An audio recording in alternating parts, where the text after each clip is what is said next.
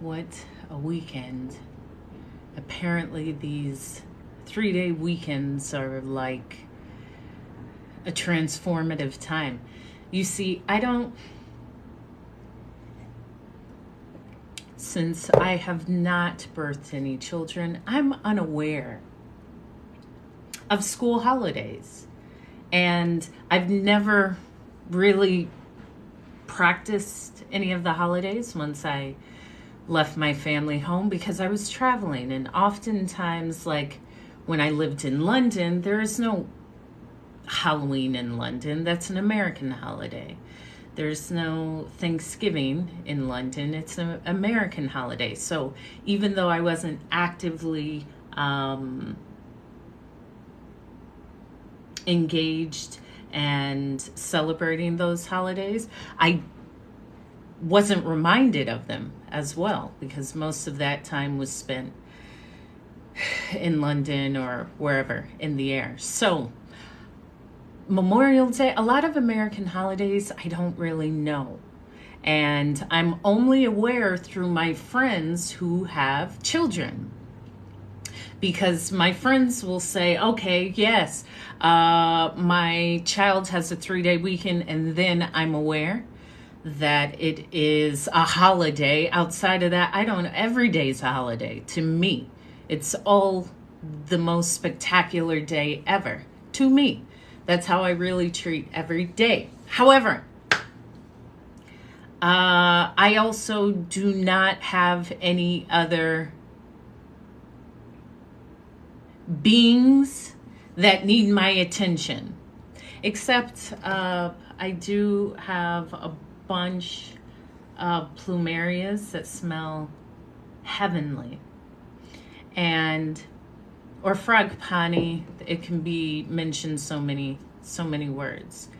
However, something in my spirit, my soul just said, surround yourself with flowers. And I love it. I love the beauty of a flower. I love the fragility and the time constraint, because you won't have these fresh flowers forever. You'll have them a few days. So for me, I appreciate the value of concentrating on those few days that you have this beauty, and they smell amazing. They smell so sweet and light and floral. And what I discovered,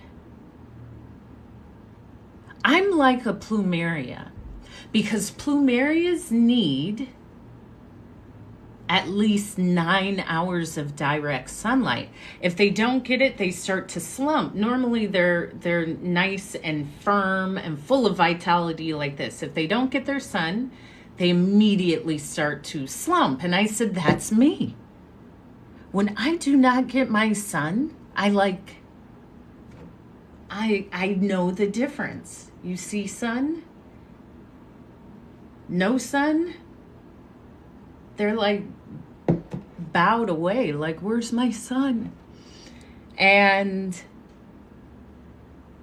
I love flowers, especially plumerias. They're just so sweet and light. Thank you for liking the live. Share it. If someone you know needs some beautiful positive words, thank you. Thank you, Black Rob.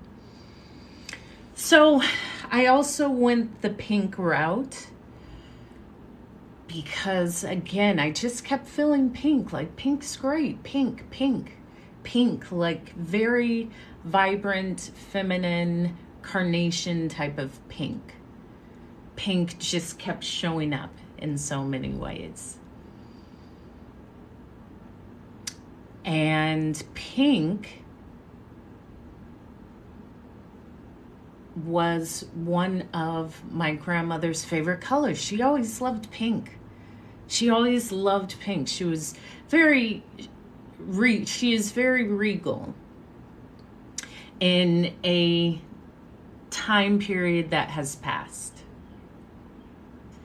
And in that time period, a woman would not be seen without her rouge and without her lipstick, because my grandmother was born in 1926, I believe. 96. So she always loved pink. She would have her pink lipstick and her pink rouge. And yeah, it's just, you know what I learned since I've dyed my hair pink? Oh, people are so happy. Like, people just see me and they look at my head and then they just smile and they're just filled with joy. It brings this light, like bubble gum aspect, a light, carefree, just happy. You never see pink and think, oh gosh, this is the worst. No, pink is like cotton candy. Pink is bubble gum. Pink is a vibrant, fun color. So my grandmother would always have pink, especially accessories in her bathroom, like the pink hand towel to dry your hands and the pink fluffy mat. And she had that pink covering on the toilet as well. I don't know. See, now for me, that's personally so unsanitary. Like keeping the fuzzy thing. I don't want to kill anything. I only give life. So TJ Method, correct that. My smile is giving you life. I don't want you to be in any sort of not full of the most vibrant life. So change that. We don't do any of that up in here. We only live fully life. That smile is giving me life. Correct that. That's what it's meant to do. This is why I have it. This is why I have my flowers. This is why my hair is pink, because this keeps me in this just really cool zone. And especially with the pink, and I thought, wow, okay, this pink just keeps showing up. And I would think of her towels. And in her kitchen, she did have a pinkish sofa. Thank you. That was covered in plastic. If anyone in the chat had that grandmother or grandfather or someone, and you went to their house and they had plastic on the furniture, I know we all know someone.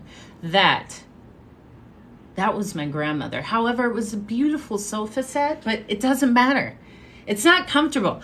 I'd rather be comfortable. I don't want you to just see it. I want you to see it and be able to be comfortable. If you can just see it, but you can't become comfortable, for me, that's not functional. However, pink sofa, pink love seat, pink cloth dining room mats, pink, all of this pink. Yes. And so I've just been going with this cool pink theme. And then, oh, wow, Paul, perfect. Thank you. Yes, yes, yes. All of the hugs from grandmas.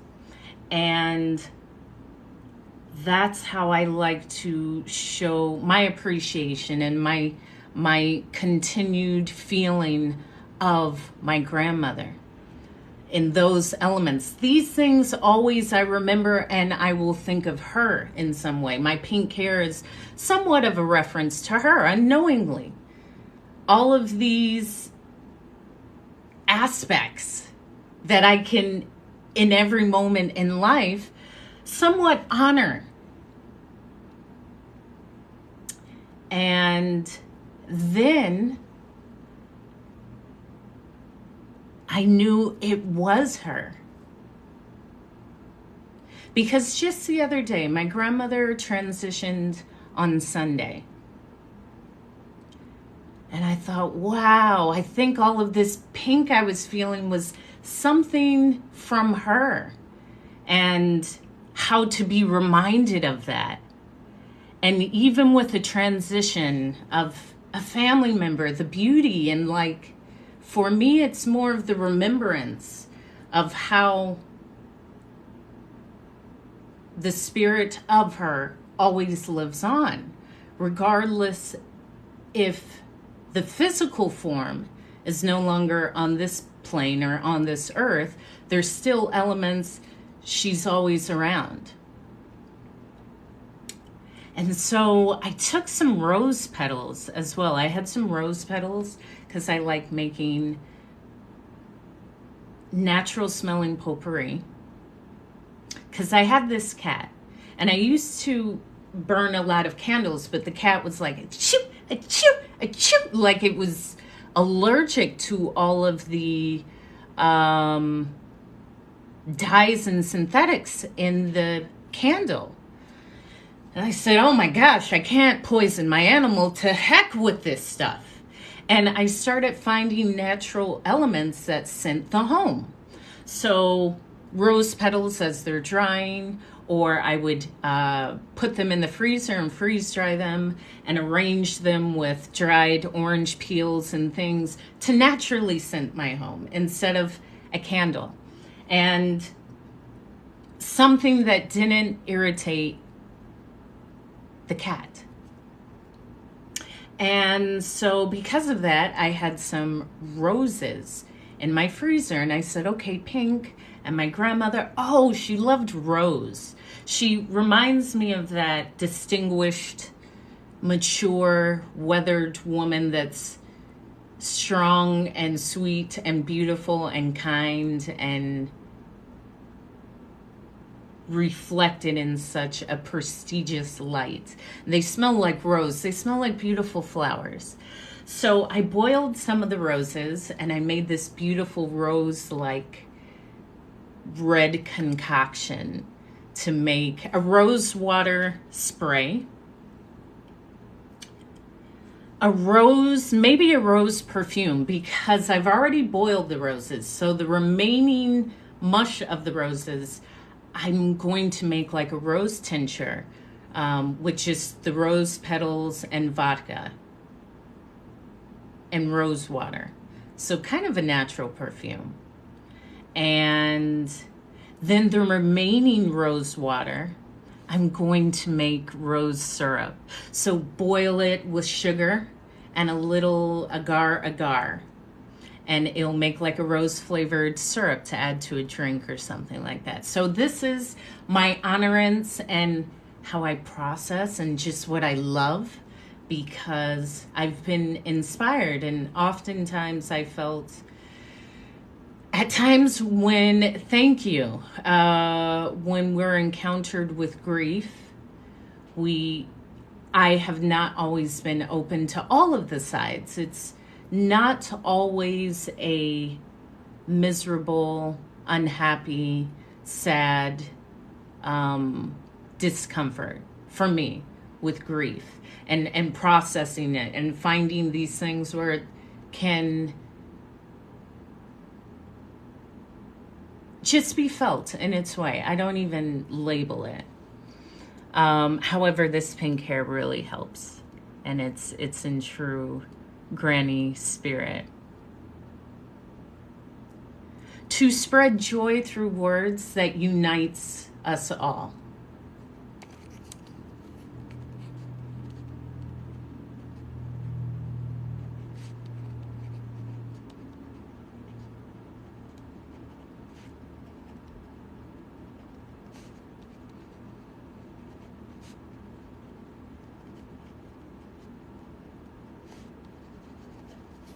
Yeah, that's my passion. To spread joy through words that unites us all. And whatever that entails. In this case, it entails another piece of cake. Thank you. Another piece of cake. I often speak that I'm always the favorite auntie, because why wouldn't I be?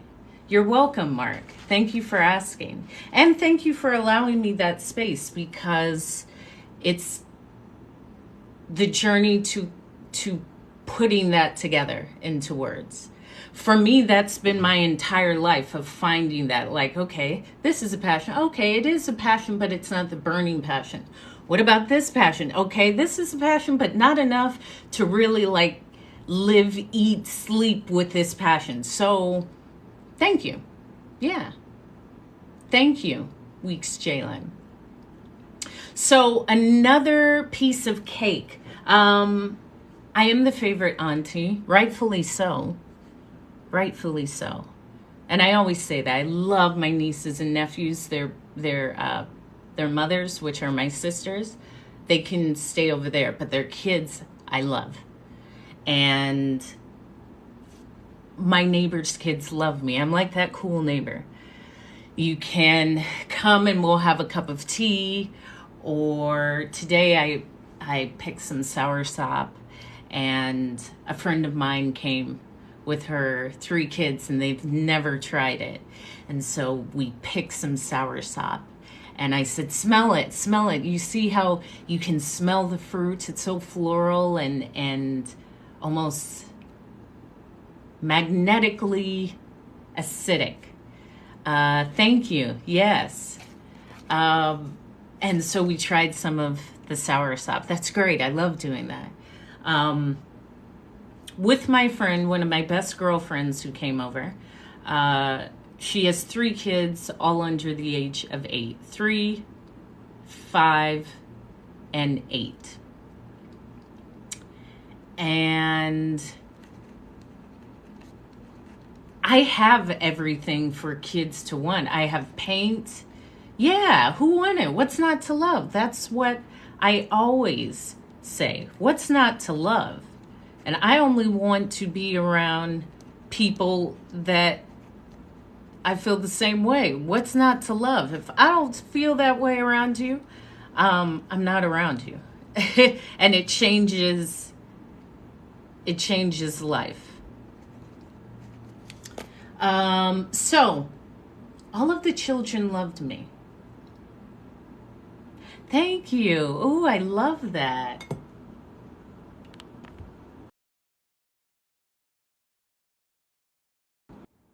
That is beautiful.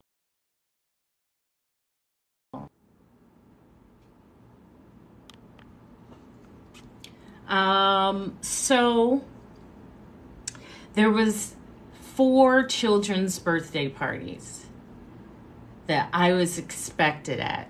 And these are all 4 of these birthday parties that I'm expected at.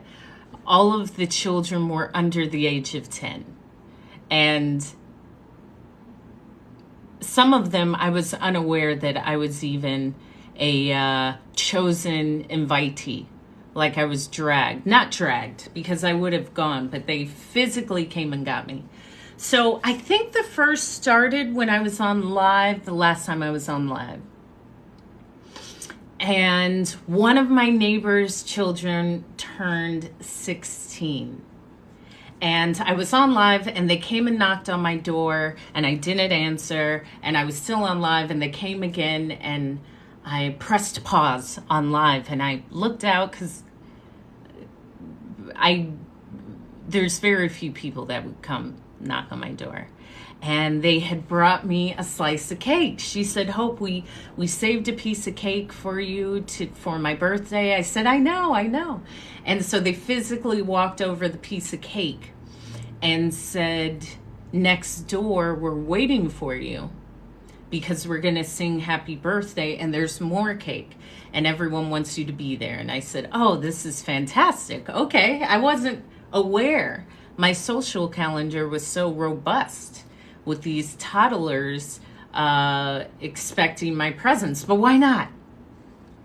Yeah, I love to bake. I bake a loaf of bread every week. I love baking, and I love baking bread.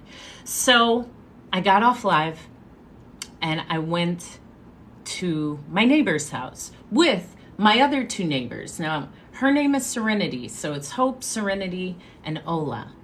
Hope and the 2 teenagers. I have my piece of cake that Serenity brought me because it was Serenity's birthday. And it was also this 8-year-old Sebastian's birthday. So Sebastian and Serenity have the same birthdays and we're all neighbors. So we go to Sebastian's birthday already with 1 piece of cake in hand. Already. I'm fully loaded. I have one piece of cake that was delivered to me. But since my presence was requested, I knew there was going to be another piece of cake. And who says no to another piece of cake? Like, if you say no to a piece of cake, what are you've done wrong in life? When you are offered a piece of cake, take the piece of cake. You know how many times that people are offering you cake, and most of y'all aren't getting offered cake, and a lot of y'all, the cake that you're getting offered actually isn't that great, but you think it's great. You just haven't had exceptional pâtisseries, but you think it's great. Either way, take the cake. Whenever you're offered cake, do not say, oh no, or that's dumb. Take the cake. At least accept the gift. Don't look at it as cake. See it as a gift. And it's a gift for someone to present you with a gift. And the gift with a gift is being open to receiving it. Because if we're not open to receive a gift, we can't receive our gift. And it sounds so simple. However, how often have you felt that response of like, oh no, it's okay. No, give it to everyone else. That is that I don't deserve it. Don't. Just accept the cake. For this one time, even if you hear no, don't take it, just take it and feel that discomfort. Accept the cake, accept the gift, accept the compliment. Just hold the cake. Just the feeling of the cake feels good. It feels like celebrations. No, you cannot. Or you can do whatever you want. I do whatever I want. I have my cake and I eat it too. Give me 4 pieces. In fact, all of my neighbors know.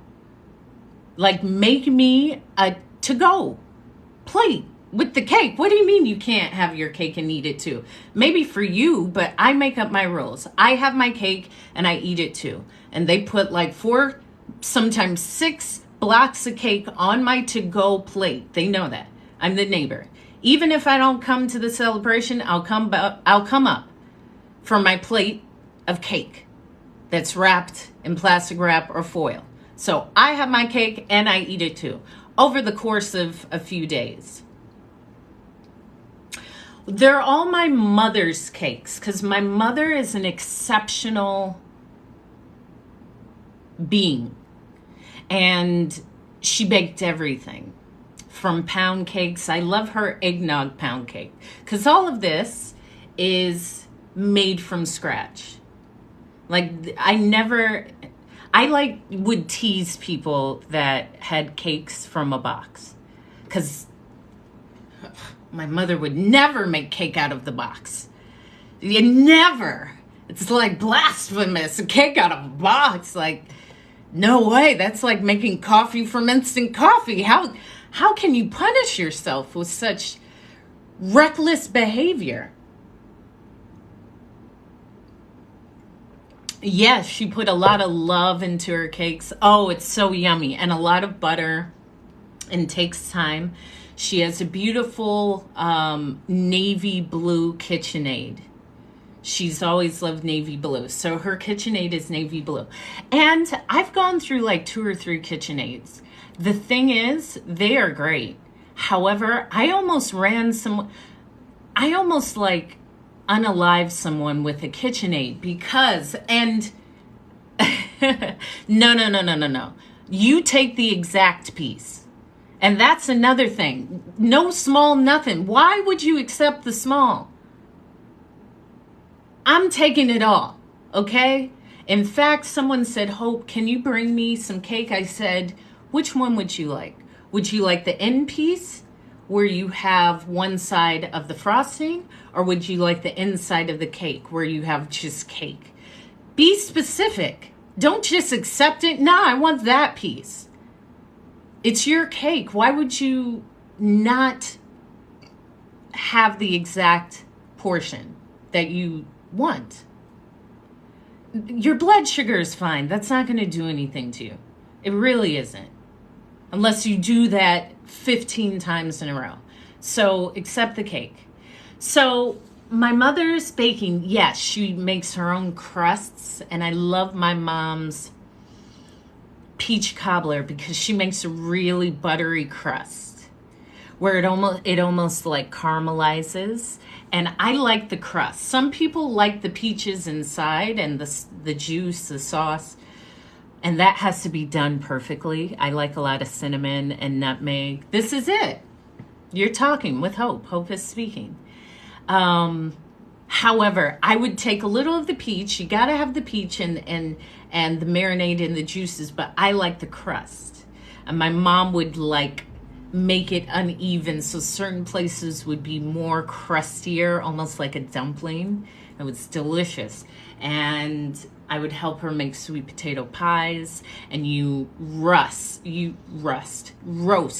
sweet potatoes in the oven to get that real brown sugary caramelized sweet taste from the sweet potatoes. And then I believe she would leave the peeling on because that's extra fiber and it's an additional texture and it adds to a texture. And you blend it with milk and butter and cinnamon and brown sugar and white sugar and nutmeg and allspice, maybe some condensed milk.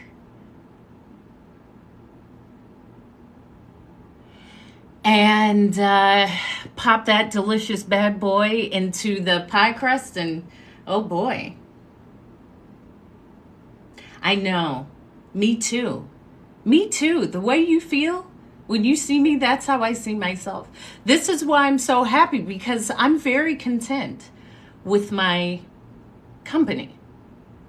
It should. And you should taste the caramelized sweetness of like the brown sugar and a cooked crust where the sugar gets underneath, but it's also slightly salty from the buttery, so you have that nice contrast. And then you have the creaminess like from the condensed milk. It's amazing.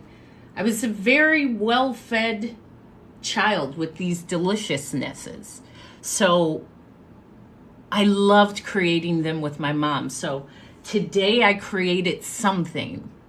I like to call it, maybe it's Hope's Happy Donut, because I had these bananas. I've been going through these bananas.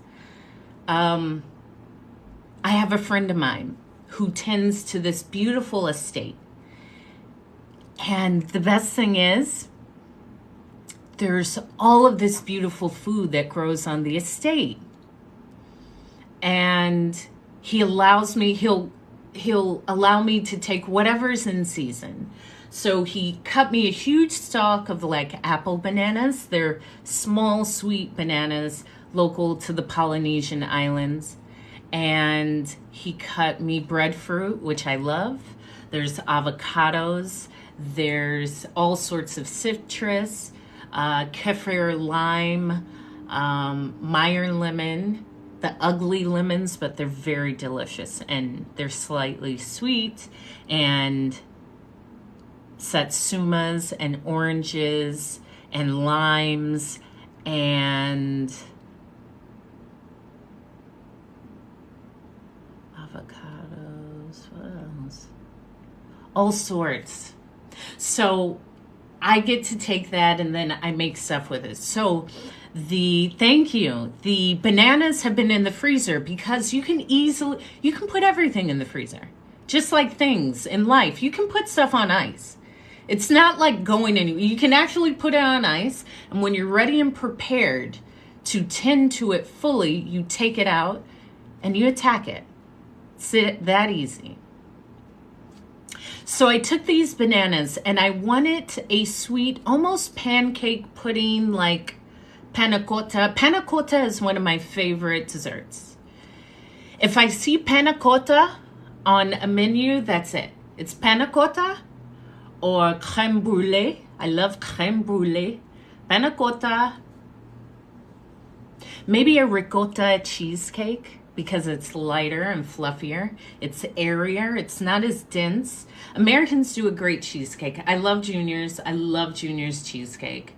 I used to get a big original Junior's cheesecake, put it in my freezer overnight, hard freeze it, and then put it in my suitcase and take it to London when I split my time between London and New York, and it would stay frozen. And so then I would have my Junior's cheesecake in London. It was fantastic because Brits do cheesecake all around. They don't even know.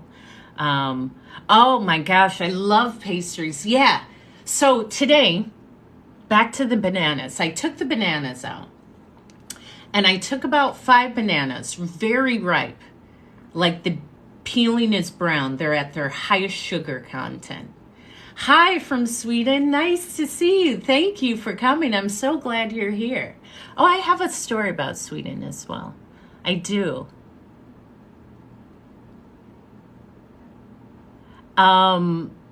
So I took the bananas and I squashed them up like with a potato masher. I like mashed these very sweet bananas. So they're mashed up.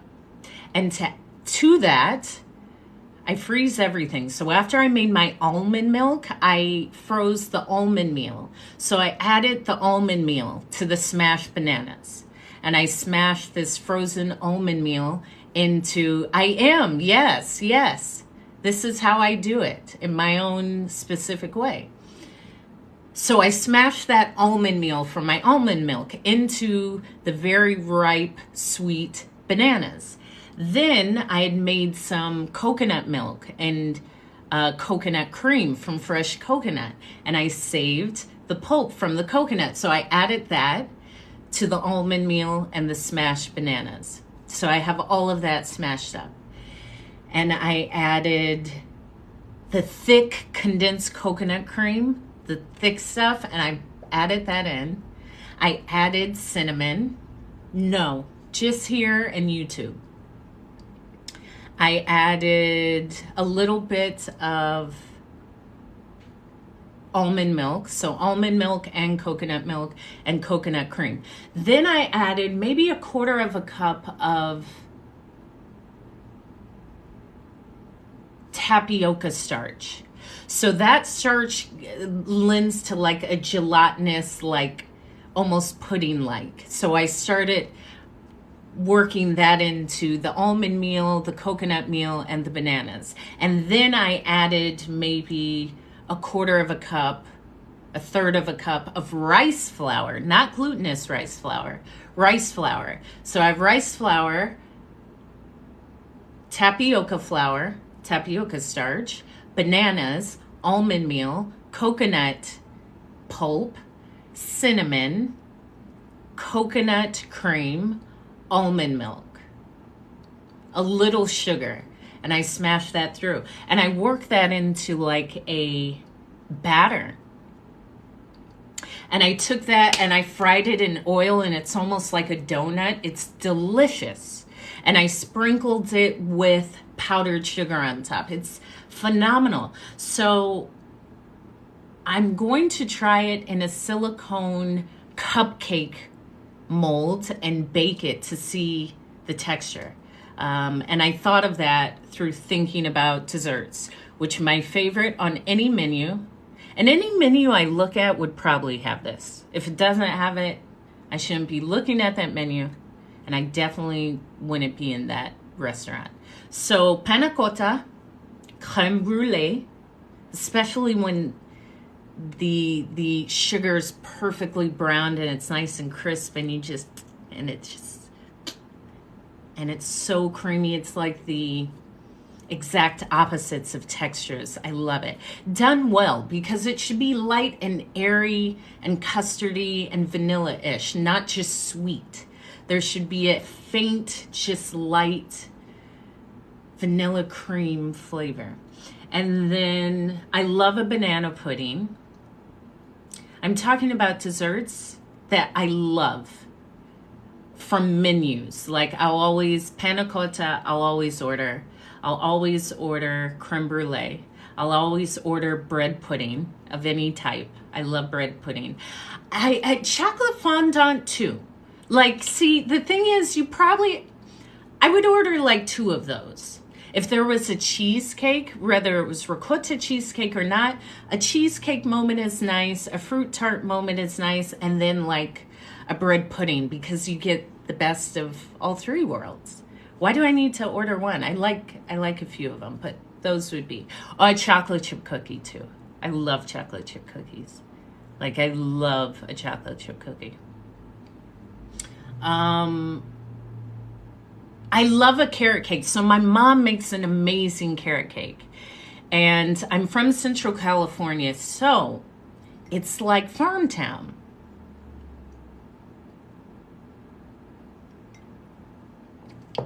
Meaning there's a lot of agriculture. And we have some beautiful bright orange carrots that are sweet and clean tasting and lively and vibrant. I'm very grateful to be in that area, to have that beautiful produce. And I remember my mom shredding the carrots. Yes, I have. I've tried everything. So, of course.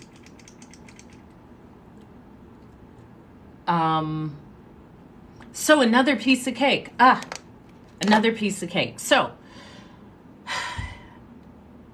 I was alerted at the door with a piece of cake. I was requested that I had to follow them to Sebastian's 8-year-old party to receive more cake. And as I enter into the party, I'm met with the kids and the balloons and the streamers and everything from a kid's birthday party, which isn't my normal hangout. However, I love it. I love the kids. The kids love me. And I like that kid-like energy. Kids don't bother me. They're going to run. They're going to yell. They're going to fall. That's a kid. That's what they do. Let them be kids. I was one of those kids. I broke things. I broke property. I broke one of the bones in my hand by punching my friend in her face. And so I was one of these rambunctious kids. However, the thing with that story, when I fractured one of these bones because I was punching my friend Allie, who's another girl. I was on top of her. We were like 13 or 14, and I was straddling her, pretending to punch her. This is how I would play with my friends. And Allie was just as rambunctious. However, as I was punching her, it was like we were in the movie where I was like, boom, I'm punching you. And she's like deflecting it like, no. So that's how it was supposed to be coordinated. However, for some reason, she moved right where I was pretending to punch. And I punched with all of my force and punched her right on this very powerful bone. And I punched her and my hand bent and I fractured one of these bones in my hand. Yeah, of course. I was that kid. I was that kid. That's why I'm still that adult. This should not surprise you. Maybe you need to stay around and listen to these stories because they are consistent. So immediately my hand started to swell. And I was in 7th grade at this math, engineering, science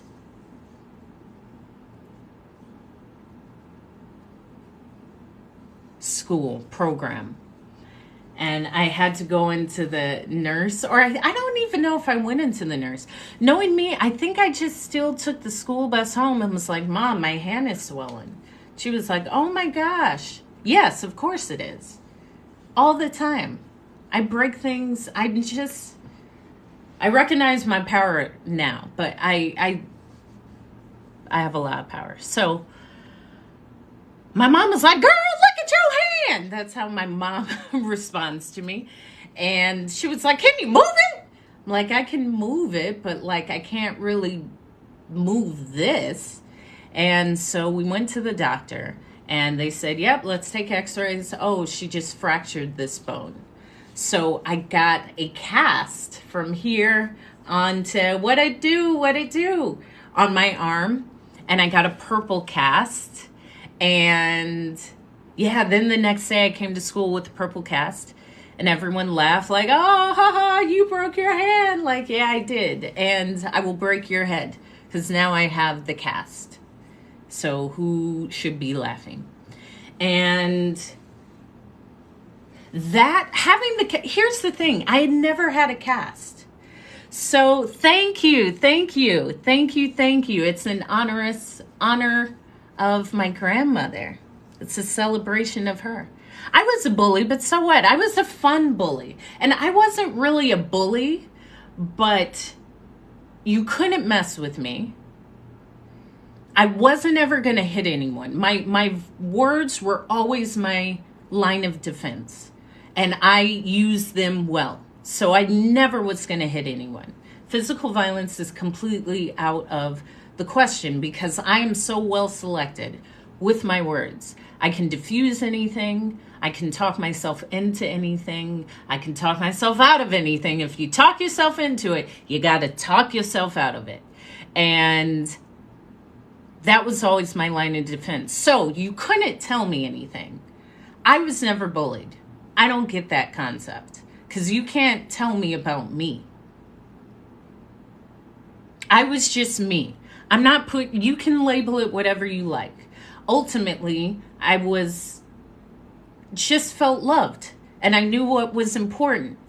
And I had a safe space in my parents' home and a safe space to play and a safe space to be myself. And just those simple things, I never worried. I didn't have stress as a child. I was able just to be a child. However, I had my sisters who were kind of my bullies. And one of my sisters was never a bully. She could always get beat up. And the other was kind of a bully, but I could always defend myself. So I had already gone through bully school at home. At school, you can't tell me nothing. I already got my sisters to battle with. I don't need you.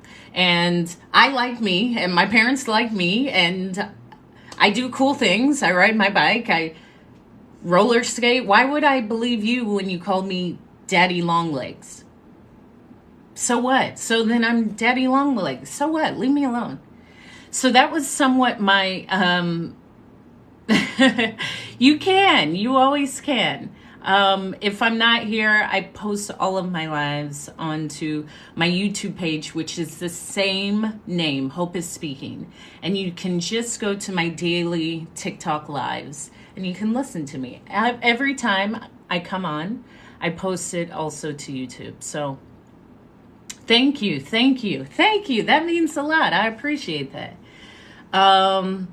If I had to listen, it's not about, you're never in one role. Like sometimes you gotta be a bully. And I told my niece that. I don't claim any role. Sometimes you just have to be what someone would label a bully. But for me, it's just standing up for myself, my being, what I believe in. Like, I'm not going to allow you to make you feel, I refuse to allow the discomfort in yourself that sees something in me, allow me to feel the discomfort that you're feeling. I just show up. I'm glad it worked, though. I'm glad it worked. So you may call that a bully, then fine, I'm the bully then. But that's not forever. You switch roles depending on the situation. So when I speak of not wearing these labels, I'm not one thing ever. I'm always changing, and we always are. So for us to even just put that on ourselves of, I am just this, I am this. No, you're not. You're many things. That's maybe what you feel in that moment, but that's not your being. You're far more than that. I no longer consume alcohol. Because I've already done it. I mean, I've drank the best vintages at the best places in the world with the best people. So why do I need to continue to do it? Plus, it just stopped making me feel alive. Like, for me to spring up, everything is my favorite. Everything is my favorite. I do not live in polarities of, I like this above all the others. I like everything in its moment. So even for me to think of a favorite color, I like them all. I love them all. Like my mom would say, if you like something, buy it in every color. Why do I have to just have one? I love it. I want it in every color. And that's what I did with my Birkenstocks. I love it. Bring me every color in my size. Don't limit me. I don't want to be limited. That's boring. That's how others see themselves. For me, there is no favorite. They're all my favorite. Let me try it. Let me try it. I won't limit myself. So, at the kids' party, it was like a soccer theme party. So there was a goalpost and streamers that looked like you were on a soccer pitch, and there was kids running around, and there was everything from that really is everywhere. There's no favorite. They're all my favorites. They're all my favorites. I live in Hawaii. I only go to beautiful spaces. Only beautiful spaces. And I have new favorites. So where are some very beautiful? I still always love Senegal. I used to go all the time, Dakar, Senegal. I love the smell. I love the colors of the boats. They're vibrant, like this glossy cobalt blue and a fiery, magnetic, like hot sauce orange. And there are all these little fishing boats. And you see that contrasted against the water and the beautiful golden bodies. It's just magical. And the smell and the music and the food. Oh, it's lovely. I love it. I love Senegal. I love Dakar with the fullest part of my heart. So at the birthday party, I was offered, Hope, do you want some cake? And I said, of course, another piece of cake. However, wrap me more. Yeah, exactly. Wrap me some more, because I just live behind, and I'm going to take more pieces of cake. Like, I am that person. I just will. I'm not taking one of anything. Even in school, when they would say, Hope, just take one Jolly Rancher. No, why? That's where this limiting starts from. I want the green apple and the cherry and the watermelon, and I will take all three. I'll let someone tell me no before I just not do it. So that's it. So at the birthday party, pizza, everything you can think of. There was also Hawaiian food like fried rice. It was almost like lo mein, chips, salsa, hummus, red pepper dip, everything you can think of. Cookies, red vines, Starburst, all of this candy. And I don't eat candy. I eat a lot of fruit and things I make, like those sweets I made earlier. However, I don't eat a lot of candy. I don't ever eat candy.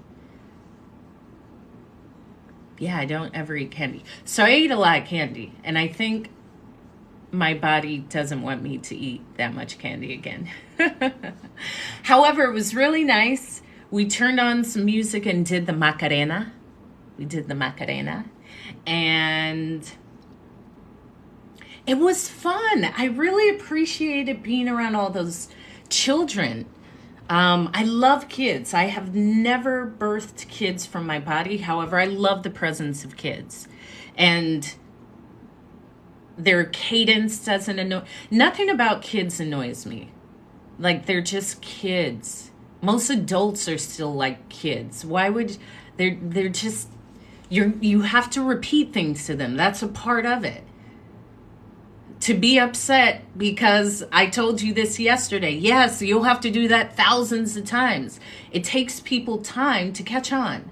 So just keep saying it. If you have to say, I always have to tell you this, just stop saying it. Just keep telling them and don't let it get you upset because you're going to have to do it anyway.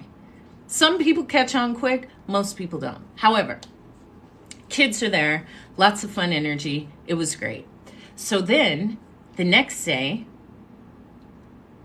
so I was given a piece of cake. I was taken to Sebastian's 8 celebration, given more cake, and he had a cool cake. So his cake almost looked like a racetrack. Thank you for the likes. Share this because it keeps getting better. And it's more about me being around kids because I don't have kids. I'm the ultimate single person.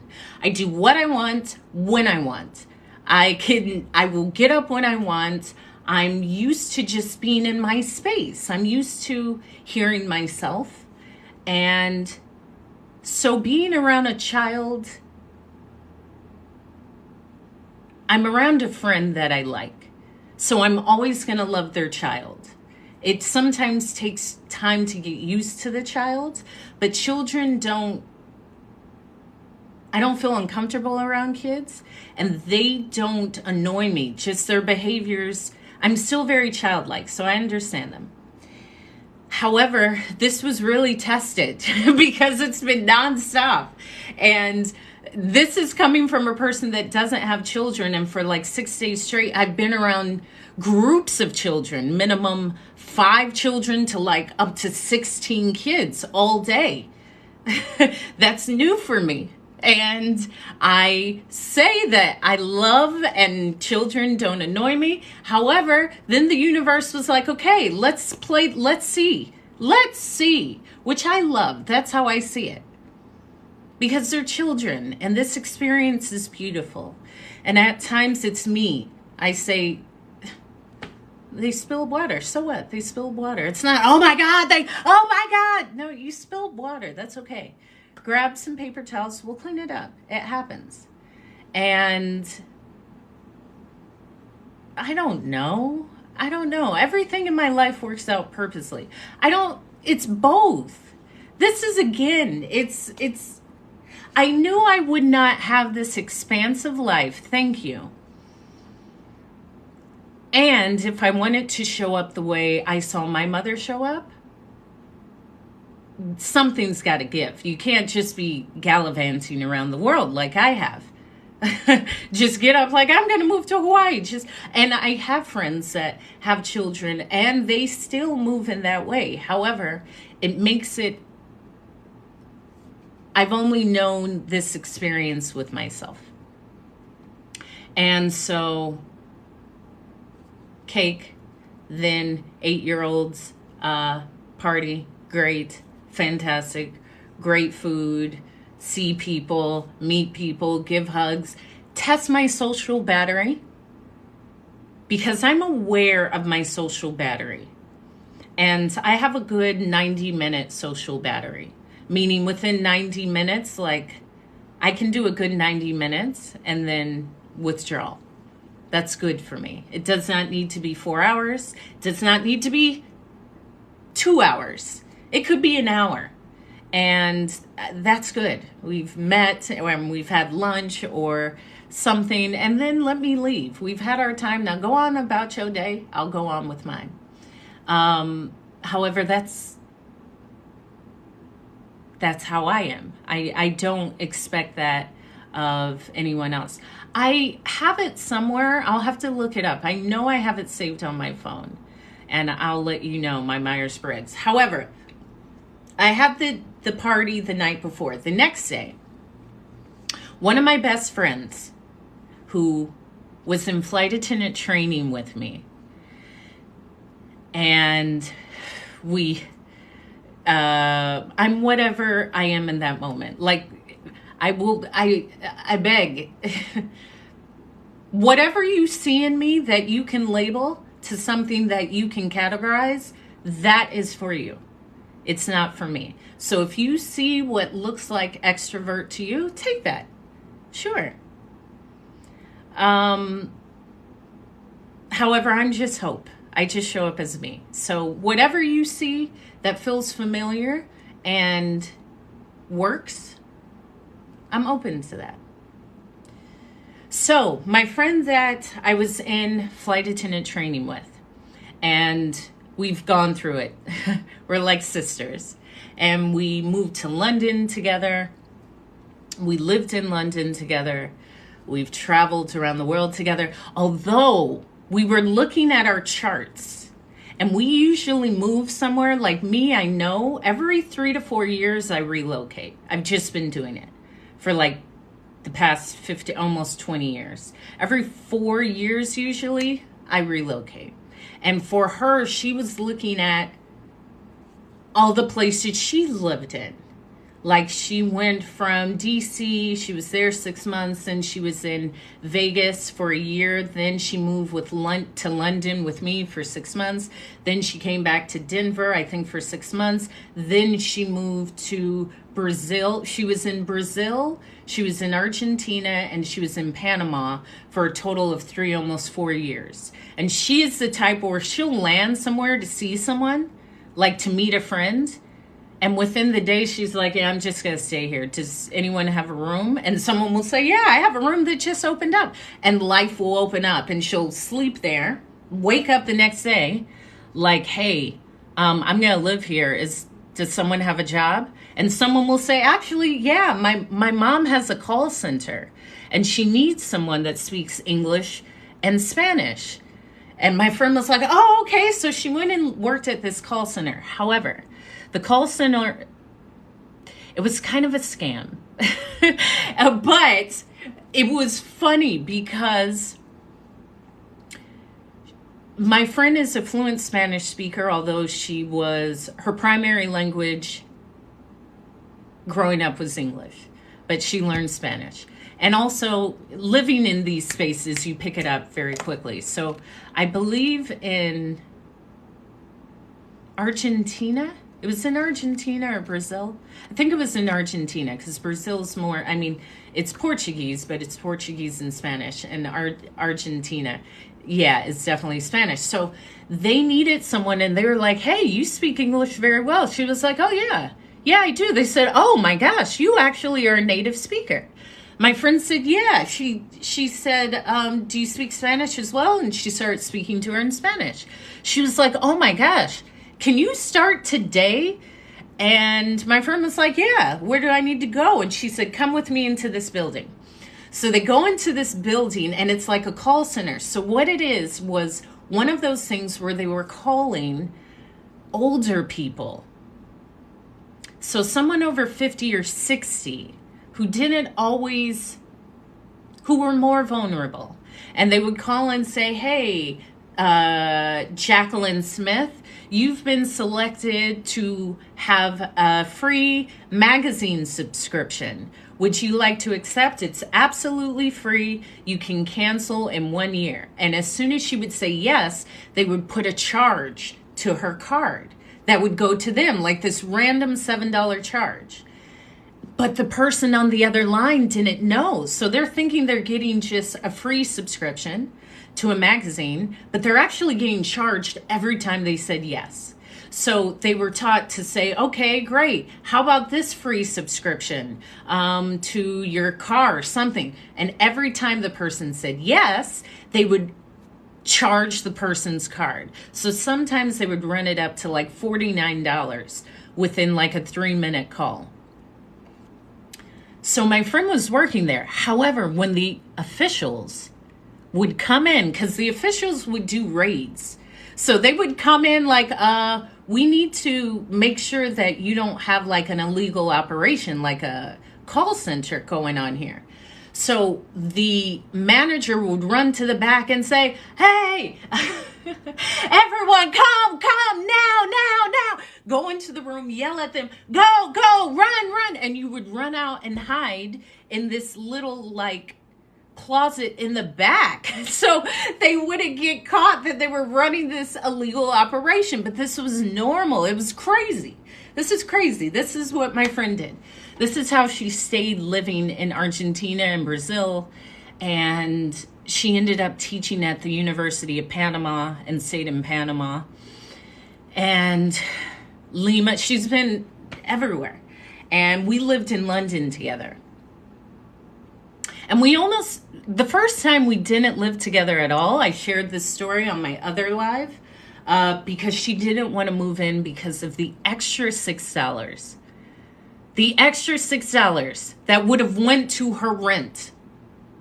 And I was like, yo, it's $6. You can't cut $6. She's like, she speaks in this very monotone voice. So she was like, oh, I can't. I mean, I can't. I have my insurance and I have my car insurance, and Hope, I can't spare the $6 because I have my student loans, and Hope, I also have my car insurance, and Hope, if I spend any extra money. It's like so monotone. That's how her voice is. So when we would talk and she's just talking, I would say, why are you telling me this? Like, so our interaction is interesting like this. However, I do love her. But that first time I said, just don't move in. It's $6. I get it. I'm a leader. I can accept it. I don't care about the reason. The fact that you're not moving is the fact that you're not moving in. I do not need you to justify it. In fact, after you say I'm not moving in, I don't need anything else. I already have what I need. And explaining oneself, overly explaining, feeling the need to explain your decisions is a sign that you don't trust yourself, or that you've been in situations where someone has taught you not to trust your decisions. And this is like a phenomenal human being. Like, this woman birthed her own child. Like, she's a superwoman to me. Meaning she was on the way to our hospital, ready to deliver her second child in Denver. But there was so much traffic on the freeway, they had to hit the, what's that side part called? It's called like the, what's the side part of the freeway? Like, or the motorway. What is that? It's not the median, but it's the part right to the side where you can pull off. If you have to change a tire, there's a name for it. So if anyone can type the name of that thing that's on the side of the freeway that you can pull off and kind of drive on. So they were driving on that. Her husband was driving. She, with all three of her babies, delivered them with no medication. The baby started to crown. She was in the driver's seat. The shoulder, thank you, the shoulder. Duh, boom, boom, boom, boom, boom, the shoulder. Those are some nice looking shoulders too. I like this look. I think we'll do this. So see, you can just change the look. Give a little shoulder look, a little décolleté, and it's nice and golden. So thank you, the shoulder and the shoulders. I like that. We'll take the shoulders. So they were driving on the shoulder. The baby started to crown. She caught the head of the baby with her hand, pushed once, and the whole baby came out of her body into her hand with one push, as her husband is driving her to the hospital on the shoulder of the road. So she's birthed her child. This is one of my best friends. I'm always looking at her like, do you know how amazing you are? You're driving on the shoulder, on the freeway. You've birthed your child with one push, without pain medication. You're holding the child. Furthermore, she takes the twisty tie from the console in the car and twists off the umbilical cord. Like, that's amazing. That's like, what's the need of the doctor? You've done it all. Like, you birthed your kid, and that's my friend. I'm always reminding her, because when she often goes to explain her decisions, I'm looking at her like, you are amazing. Like, of all people, trust you. Trust you. You've done amazing things. She speaks fluent Spanish and American Sign Language, and she was an educator. She's amazing. And we both were hired at the same time. However, our airline offered these times away.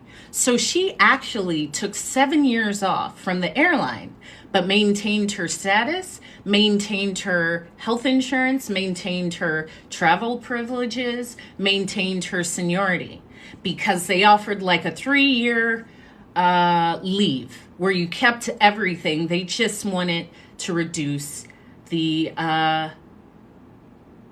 flight attendant population. So they would offer these leaves. And they offered it when we lived in London. She said they're offering a 1-year leave, a 2-year leave, or a 3-year leave. And so she took the 3-year leave. So she took a 3-year leave. I stayed in London. She actually moved back to the US for about 6 months. And then for about 3 years, she was throughout Central and South America. Then she reported back only to become pregnant, but she reported back to London. Now in London, unlike the US, there are lengthy maternity and paternity times. So throughout Europe, you get like a year off maternity leave, both for the mother and the father. So she was off for 3 years. Then she took another year maternity leave from the UK because she was still based in London. She came back married and was pregnant. And so in London, you get a year off maternity leave, or I think it's 9 months, and then you can extend it. And you make it, let's say, 70% of your salary, and maybe the last 3 months, it may be less. But somewhere in like Italy has the longest maternity days. I think you get like 2 years. Let's say you get 2 years maternity leave paid fully. So your job, you get your same expenses. Your same job, you get paid every month while you're on maternity leave. That's normal throughout the EU. The only place that's not normal is the US. Everywhere else, you get mandatory paid time off, and not 6 weeks. Minimum a year. Some places it's 2 years. Some places it's 3 years. It's also inclusive of the father. That is the norm for most of the people outside of the US. That's normal. Think about that. Even in Italy, they passed a law within the past 3 years where menstruating women, we can take time off from work, because sometimes menstruations is that uncomfortable. And it's not that it's a weakness, but it's a reality. And most cultures indigenously, when a woman is menstruating, she's at her highest power. But it's also for her to rest. It's made for her to rest and go inside and just nurture herself. And so in Italy, you actually have paid time off during your period, during menstruation. Just in the fact that it's best for the company. I can fully give the most of myself when I'm most present. I'm not most present then. And that's understood. That's a reality in the differences of our bodies. So my friend had the 3 years off from the job. Then she had a year off from maternity leave. And then some way she had another year off. So even though she's only actually been flying like 5 years out of the like 17 or 18 years she's been flying. She's actually been flying 5 years. She took a great time off and traveled and had great time. So she's here. She's visiting her sister who moved to Hawaii.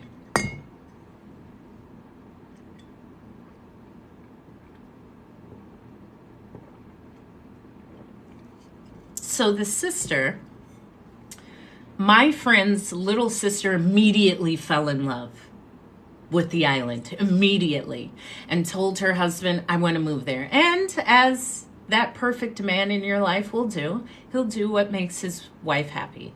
So they relocated from San Diego to Hawaii. And I am her liaison, and I'm like the best. I'm like the best. If you need someone to guide you through this, moving here and what to do and where to go, I am like the Hawaiian angel, the Hope Angel. So her sister has 2 young boys. My friend has 2 boys and 1 girl, the girl being the middle child. So combined, there's a total of 5. A 15-month-old, a 3-year-old, another 3-year-old, a 5-year-old, and an 8-year-old. The mothers and me. So on Saturday, the plan was to spend the day. And I said, you guys, whenever you get ready, let me know. I'll be open and I'm available. There is no restraint. When it happens, when you guys get it together, reach out. And the plan was to go to one of our favorite beaches. And at this beach, what's great about this beach, and it's great for young kids, because it's protected by like a reef and rocks. So it's small pools, and these pools are never overtaken by the waves. You can't get pulled out. It's cute little pools that line the beach for like 2 miles. It's beautiful. It's white sand. It's easy. It's just a great day. However, because they have 5 kids combined, and car seats, and both moms, they took the husband's car because it has a 3rd row of seats. However, there's no seat for Auntie Hope. There's no seat for Auntie Hope, which is great. I said that's perfectly okay because I love to ride my bike. Everyone knows I love my bike. I love everything about my bike. It makes me feel good. The sun hits me. It's a great workout. It is my mental health injection. It gives me all of these great endorphins from the movement and the sun and the wind. And now I often don't listen to anything, so I can just hear the birds and maybe the cars, the winds, just being outside, that movement. And I love that. So when I was told, hey, Hope, there's no seat, that's fine. I'm going to hop on my bike anyway. I love my bike. I love my bike. I love everything about my bike. I check my bike. I check the tires. I check the lubrication of the chains. I check everything. So my bike has a cute little bag that goes on the side. That's what I call my trunk. So in there's typically a bikini because you're destined to go to the water. There's always a set of Birkenstocks, rubber Birkenstocks, because they're the best. They're ergonomically designed for your feet because Germans are the best at engineering. German engineering is chef's kiss. German and Japanese engineering is the pinnacle of engineering. If it's not German or Japanese, I don't want it. Americans don't do engineering well. We used to, however, we just don't. Germans are so methodical and exceptional with engineering. So Birkenstock in itself is one of the best engineered shoes. It places your foot at the perfect angles and rises at the perfect points to comfort and cradle your foot. However, give you support to have an aligned spine and the right varying degrees for your foot. So it's exceptional. And I love this because being a flight attendant, I had those ugly shoes that are so good for you. Those shoes that like nurses wear. Now they're ugly, but they're great for you. I'm not wearing a cheap, like those cheap shoes that are $19.99 with the little soft. Those will leave you hurting. You gotta spend money on shoes because your feet, your support, your arch, your back all depends on it, especially when we're on our feet.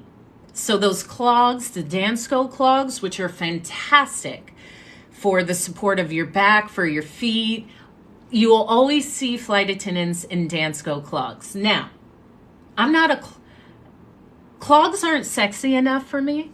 I have to be it has to be sexy. So I do appreciate them and I allow them to stand in their own space. However, they're not sexy enough for me to ever wear. Same thing with Uggs. I won't wear Uggs. I know they're comfortable. It's not sexy enough. And I appreciate them. I do. I will never wear them. So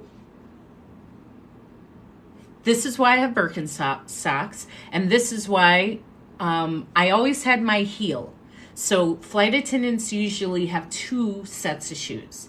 They'll have the set that you walk through the airport with, the flight you walk onto the airplane with. That's the nice heel. Then we change into the work shoes, which are the comfortable shoes. Continue to like this. I love that you have liked it. Share it with anyone that needs pink hair and some positivity. So, Naut, N-O-A-T. It's this Israeli shoe maker that makes these amazing shoes. And these shoes, N-O-A-T, Naut, they make these well-made vegan shoes, but it looks like leather, but it's all, I believe it's vegan or it's handmade, something. It's made beautifully. So if you're on your feet, if you are a nurse or if you are someone that's constantly on your feet, look up this shoe. That Neutralizer has some good ones, but Neutralizer is like the high end of the lowest to me. It's like a Nine West shoe. Nine West is the high end of the lowest. That's is for that.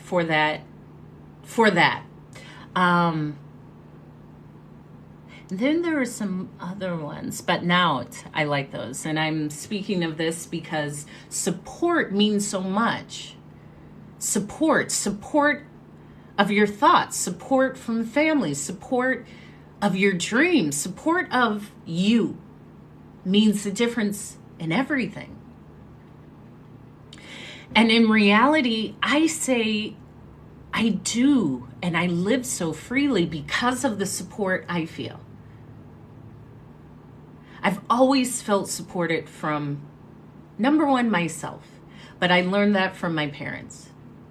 My parents allowed me to figure it out. Now, they gave me skills and trusted that I have the skills to be the solution in anything I encounter without fear. However, I always knew if nothing worked out, I can always go home to my parents. Like, that's the worst case scenario. And for me, I can understand how that wouldn't be comfortable if that wasn't there. Like, I gotta make this work because I don't have anywhere else to go. For me, it's like, yeah, I will make this work, and it's going to work because it'll work. There's no way it won't work. However, if I deem it not working, I can reconfigure and go home, period.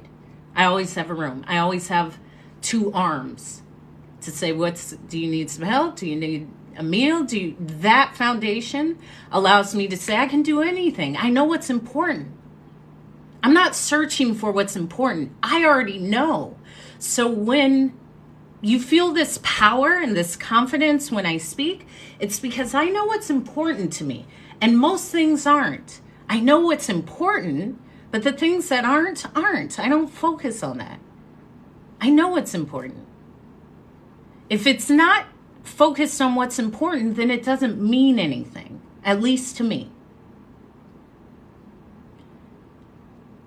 And figuring out what is important to you, because often I have seen how I'm just assuming all this is important. It's not. It's not all important. What's important? What's important in this moment? In this moment. What is important? What makes you feel your best in this moment? If it's worrying about something that you can't change, it's probably not important. Maybe it's just your family. Maybe it's your partner. Maybe it's your kids. That's important. Traffic's not important. The fact that you're with your kids, it's important. You can not focus on traffic. You're actually safely carrying your children somewhere. To focus on traffic takes you away from the beauty that you're spending with your children. And when I was picked up on Saturday by my friend, well, I wasn't picked up. Number one, I wasn't picked up. I biked to the beach to meet them because our plan was to stop by these food trucks, mainly this Argentinian food truck, because we all have stories about Argentina. My friend's little sister lived in Argentina for like an exchange program for 6 months. My friend lived there for about 3 years on and off and taught at the university. I was ran over by a motorcycle, but we're all connected. So the youngest sister spent 6 months living with an Argentine family.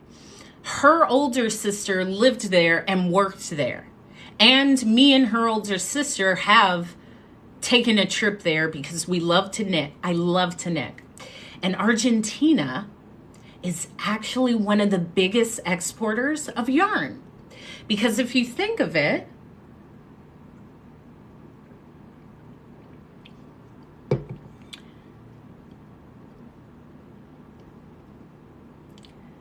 Argentina has grapes, they have sheep, they have beef, they have a lot of hides. You can find these beautiful things.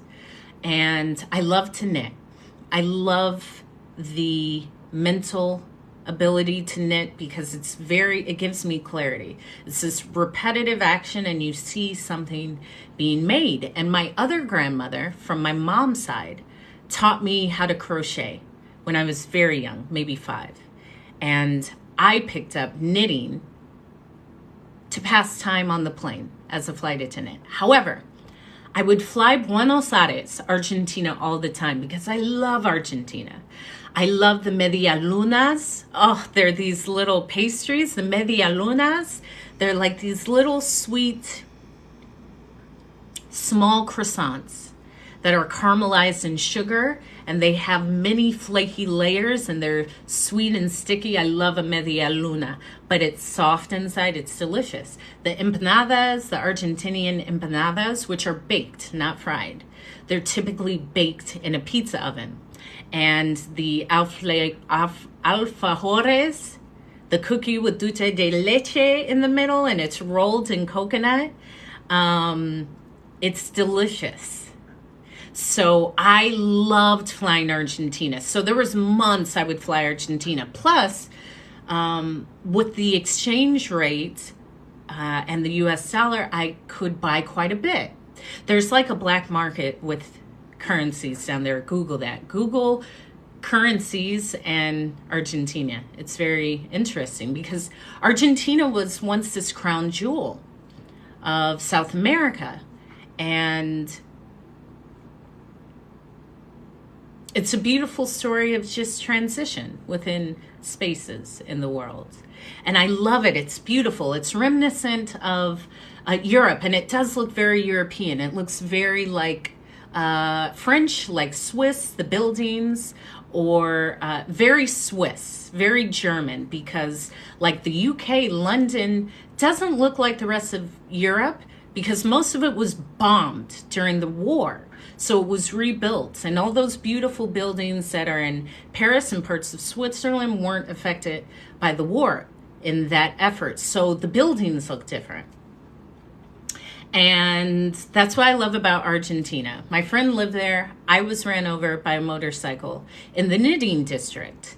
And I would walk to the knitting district, which was beautiful, or I would take the train. They have the greatest metro system, very clean, very well thought out and organized, very simple. I love taking public transport everywhere in the world because it's the most efficient. I like seeing life. I like interacting with life. I like people watching. I like seeing the style. I just like seeing life. And that is the best way to see it. And so often it's a walkable city, and I love to walk. If I have the full day, I'll walk the full day. I could walk 40 miles. It doesn't matter to me. It's the beauty that I'm walking and what I get to see. So I walked over to the knitting district, and you know when you're in this district because there's shops on either side. And it's tree-lined streets, these massive trees. And around the trunks of the trees, a lot of the shop owners and people from the area have knit and crocheted like sleeves to go around the trees. So you see all of these trees with these sweaters on them. It's like a knitter's paradise. You go and you get to see, wow, look, I'm in the knitting district. You know you're there because you see around the trees, people have knit like little sweaters for the trees. It's so cute. And there's alpaca in Argentina, all of these wonderful animals that within the US, those fibers are very expensive. Alpaca, cashmere, these are very expensive fibers. However, there, it's all made there. So I was buying it really for like $3. And it would be the equivalent probably in the US between $40 and $60. It costs a lot to buy cashmere yarn and alpaca yarn. Like you just can't, but in Buenos Aires you can. So I would stock up on my yarn. So much so when I was in Buenos Aires at these yarn shops, I would spend the whole day in the yarn district and go in and out of these shops and look at the yarns and buy yarn, because $100 for like yarn that is between 80 cents to $4 tops, it's a lot of yarn. And I would buy so much yarn that they're like, are you an exporter? Do you want to be an exporter? Because that was the equivalent of probably like 1,000, 10,000 of their dollars. It was a lot. However, the yarns are so beautiful and the colors are vibrant, and the alpaca and all of these, I just loved it. I'd be so happy. I would stop in a little like cafe and get a tea and a media luna and then continue on. So during that, I would always walk back to the layover hotel. And with the airline, we laid over right in the city center. Like you could walk to a grocery store, which flight attendants love, so do I. You could walk to a restaurant. You could walk to the train. You could walk to shops. You could walk to a cambio to exchange your money. You could walk to a florist. You could walk to the bakery. You could walk within 5 minutes anywhere. And I enjoyed my day, and I was walking so full of joy. Like my heart was so full of happiness because I'd had this day with yarn, and I'm walking in Buenos Aires in the yarn district with my yarn, all of this beautiful yarn, thinking about what I'm going to create. Like it was such a fulfilling feeling that the simplest thing of looking both ways was not practiced. And that's something that's common in my life. When these things happen, it's like, well, just look both ways. So in Argentina, road rules are different everywhere. So within the US, you may be used to just seeing a one-way road and expecting it to only be one way. So if you crossed it, there wouldn't be an additional pathway with another street coming in the opposite direction, because it's a one-way street. That's not everywhere. And so sometimes I would be on a one-way street that would just change to a two-way street. In Buenos Aires, streets are just like, they're streets. The streets are streeting, okay? I don't see it as a positive or a negative. It's just what it was. So the streets were streeting. I was happy. I was carrying my yarn, with my heart fulfilled, full of joy, thinking of the blankets and sweaters. And I said, oh, it's just a one-way street. Okay. And I crossed. And as I'm crossing, something happened. And I was pushed because it was like me walking and then something happened. So in my mind, I know I'm moving. I know I'm not moving myself, but I'm moving, and I'm moving rapidly. So something is moving me. Now, the thing is, when I'm explaining how I reacted to being hit, because it's a motorcycle. So I kind of just was pushed over the front of the motorcycle and the windscreen. And I was being pushed, but I didn't know because I was in that second. So in my mind, I thought, okay, this is either it. I've had a few of these moments in life. I don't know if anyone who's been in my life has connected the dots, but I've had a few of these moments. In my mind, I thought, okay, this is either it. Like, this experience is going to be done, or whatever happens, I'm not going to be able to walk because I just know I'm flying. I'm being pushed. I don't quite know what's going on, but I'm moving. And that's all within that millisecond. What's up? What's up, Bronx? So I fly and I fall onto the ground with all of my bags with yarn. And I had a crossbody Alexander Wang bag. I remember that. It was tan with rose gold corners. I loved that bag. I did. That Alexander Wang bag was cute. So I flew. Oh, here's the key thing. So the Alexander Wang crossbody bag, which I had, it was very small. It was so cute. I see it in my mind. I loved it. And it matched these Nike Gladiator sandals I had. But they were limited edition because I love limited edition. And I found these Nike Gladiator shoes at this boutique in either the West Village or Soho. And they were the last pair, and they were on clearance because I'm a size 42.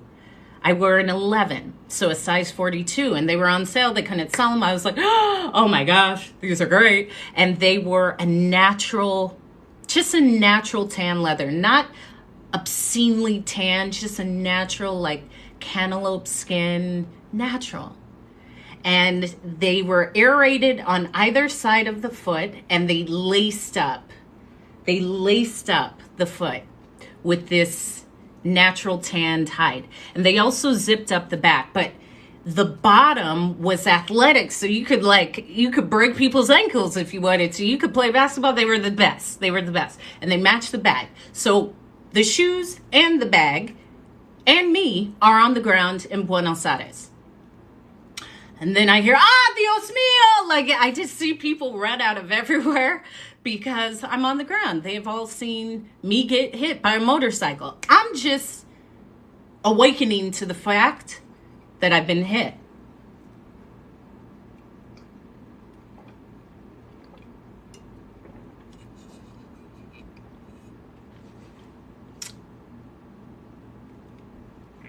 And I remember like getting up, like immediately putting it together, like rolling up off the floor, like, oh, seeing the motorcycle, seeing it stopped, seeing me on the ground, like, oh, okay, this is what happened.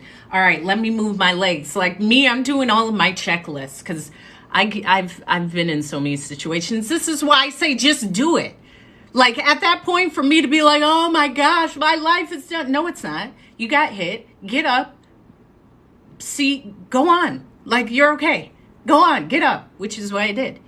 I got up and I had all of this adrenaline because my body is actually in shock. My body doesn't even really know my body's in shock. It's protecting me because that's what the body does. And the motorcyclist stopped and he made sure I was okay. I could move my leg. Everyone made sure I was okay. It was an outpouring of love from strangers. On a two-way street, which I thought was a one-way street, in Buenos Aires, Argentina. And that was shock and me saying that I'm okay, no, que bueno, bueno, gracias, gracias, no, bueno, bueno, bueno, no, sí, gracias, gracias, bueno, no, no, no, no, no, bueno, bueno, like I'm okay, I'm okay, sí, muchas gracias, I'm okay, I'm okay, claro que sí, and it was a part of that mechanism, like I'm pushing people away who are helping me. However, just accept the help. Like, just accept the help.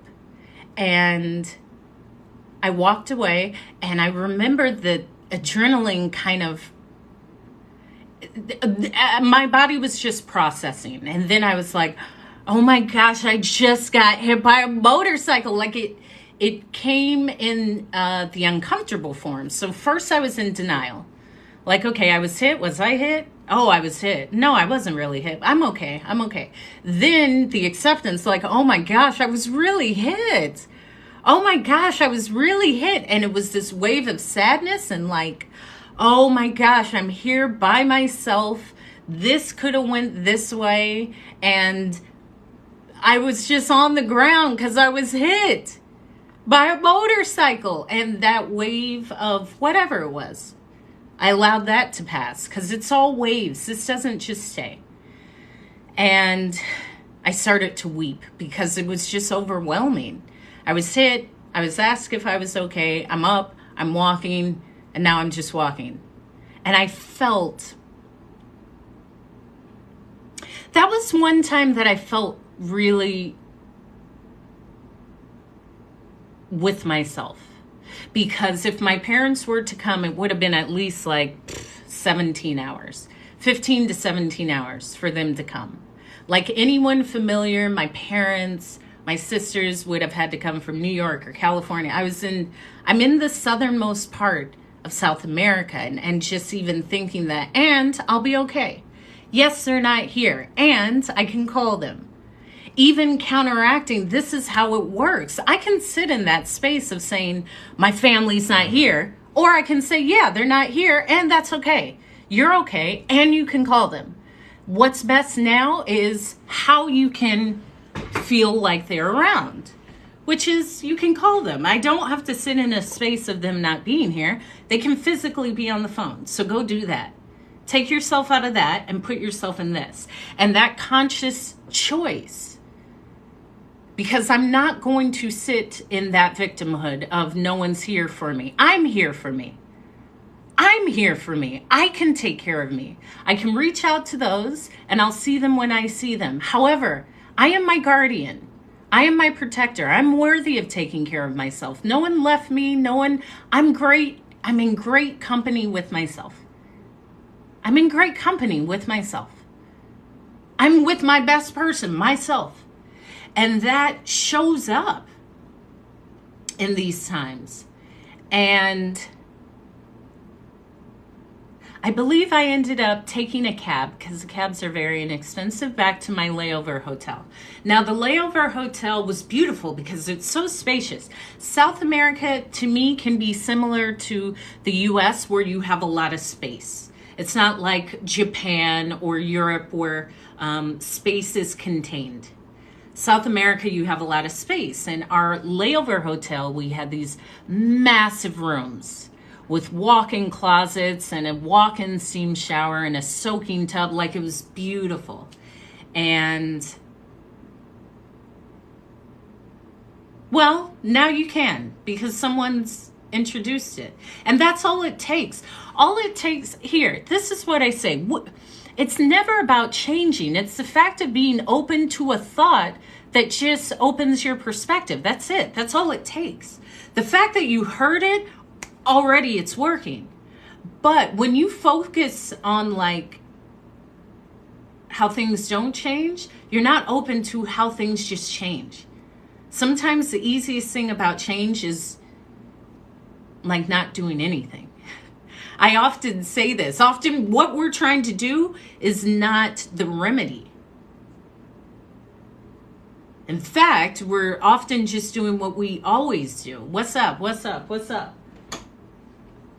And that doesn't always add to anything beneficial. However, I get to choose. I get to label it. I lived with someone where everything was their fault because at 7, someone knocked over their Lego set and that's why everything goes bad. No.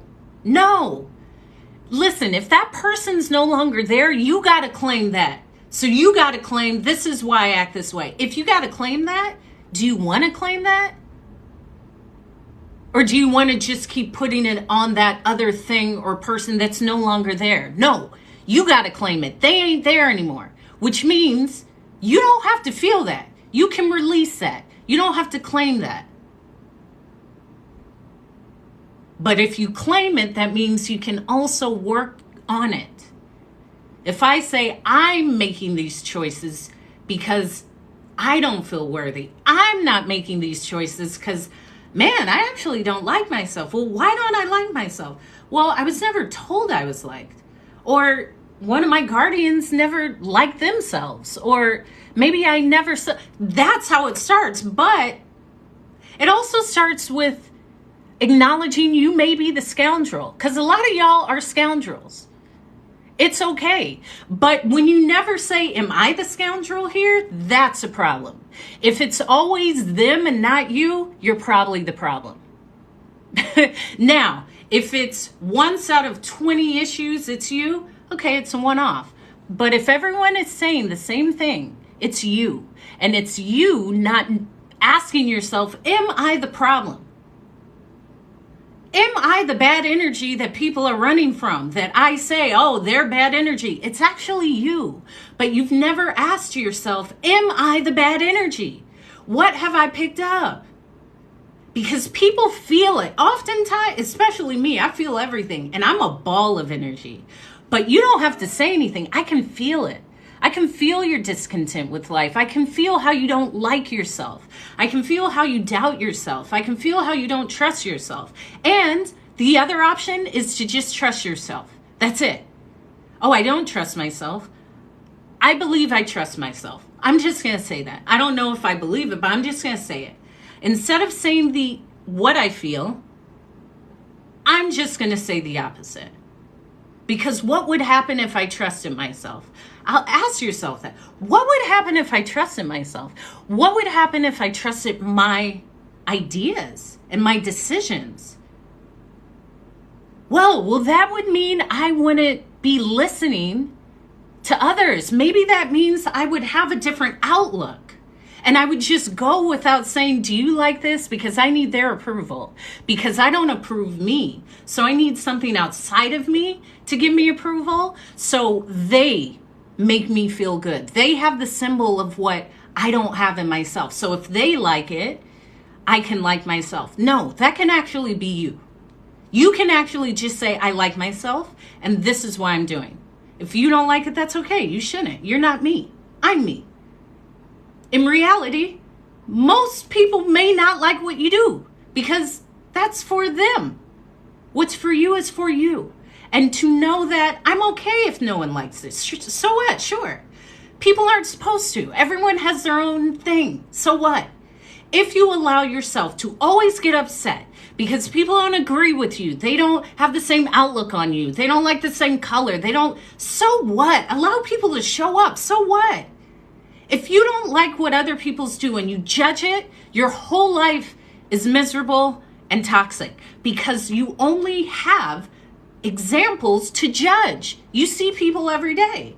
So you get to, oh, they're doing that. Oh, why did they do that? Oh, I'm better than them with this.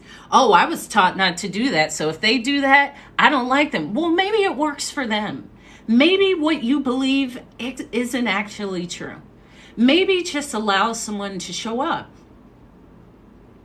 And know that judging is really about you. And I always say this, it's never about anything outside of us. It's always us. And that's why I say it's never about me. How you feel about me is your perception of whatever has gotten you into this moment of me. It's nothing that I physically have done. Because I always meet every situation with peace, love, kindness and intent. It's never malicious. It's never hurtful. So if you do feel hurt, that has everything to do with you and not with me. In fact, that's none of my business. I don't actually need to know. Now that you know, maybe, whoa, she's really confident. I feel like she is arrogant. Well, maybe it's that you've never seen such love of oneself or such confidence or such belief or trust that you don't even know what to label it. In fact, it's so uncomfortable for you because it's so unlike anything you've ever seen. And in reality, this is how it's supposed to feel. Like, I just like myself. I don't need to judge anyone. I don't need to. The only judgment I'm making is against me yesterday. I'm only running against myself. Why would I judge someone else? I don't get to see what they do. And you never know what people do behind closed doors. You never know. They may be studying extra hard or have a gift or the stuff you don't see. But the moment that you focus on what someone else is doing, you're taking away from focusing on your gifts. Oftentimes we look at others for what they shine at because maybe we just haven't found ours, or we don't believe ours is worthy of being a gift. It is. Whatever it is, it's yours. And it's just for you. And it's only how you do it. And you should feel better than everybody else the way you do it. That's exactly it.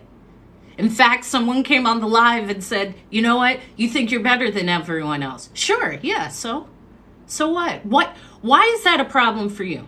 Why is it a problem if I feel the way I arrange words or storytell or teach a lesson through my life, that I feel I do this the best?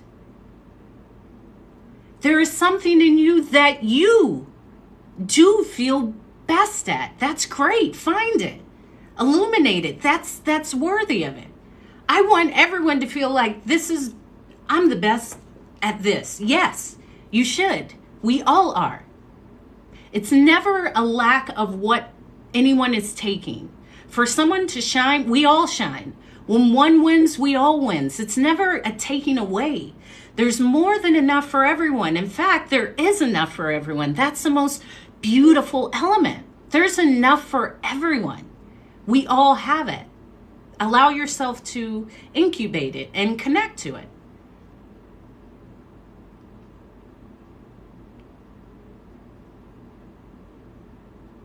Okay. I'm not going to pause it, but I'm going to take pardon me.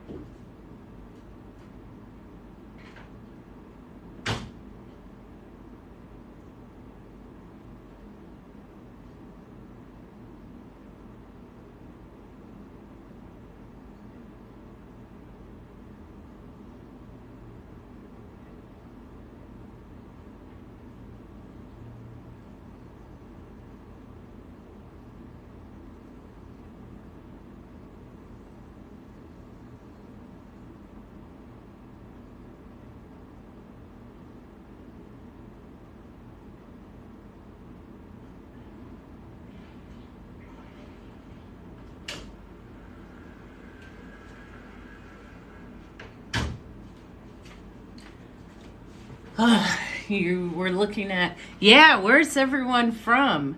Is everyone, I hope you're receiving what you need. I'm kind of on a tangent here.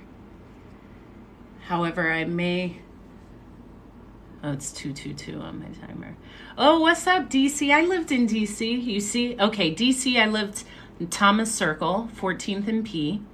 And I also lived near Alexandria. I was in Van Dorn and Taney in Alexandria, Old Town Alexandria. I was very close. So DC, I have stories. Feel inspired to stand up for yourself. Like, who cares? I am the best at this. And you're the best at something. However, for me to ever say I'm the best at anything does not mean that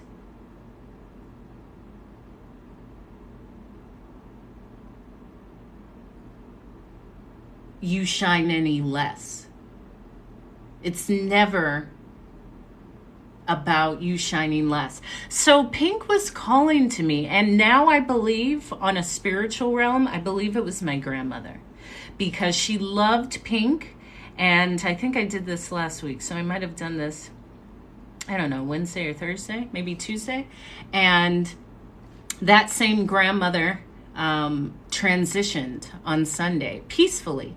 At 96, a full, beautiful life. But I was just feeling a lot of this pink. So I believe it was her. And I believe this is why I'm continuing it, just to feel her goodness and her spirit. I'm one that believes that when we have people that are no longer on, thank you, no longer in this human realm, I can easily connect to them. And for me, I think of, oh, it's another angel. Look at that.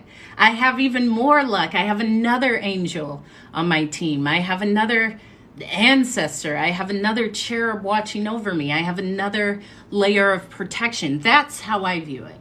So yes, no longer in this human form. However, I have another angel. I have another guardian angel, a pink. Every time I think of pink, I feel her. And that's why I boiled rose petals to make like rose spray. And I'm making rose syrup for a drink. Like, I've boiled the rose petals, and then I let them sit and steep in the fridge overnight. So the water is really bright red, pink.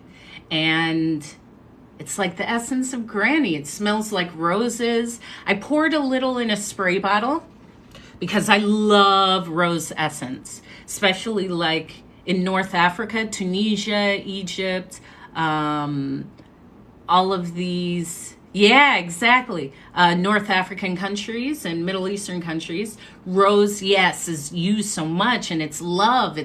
I sprayed it with the intention, exactly, and I made it with the thought of my grandmother.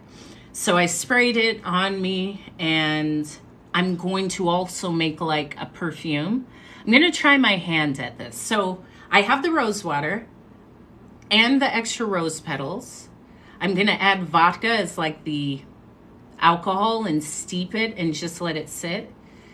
And then rose water, rose perfume essence, rose syrup to eat, to put in a drink. I no longer consume alcohol. However, I love a great drink. Like, I have some frozen kiwis. See, we're going off about this.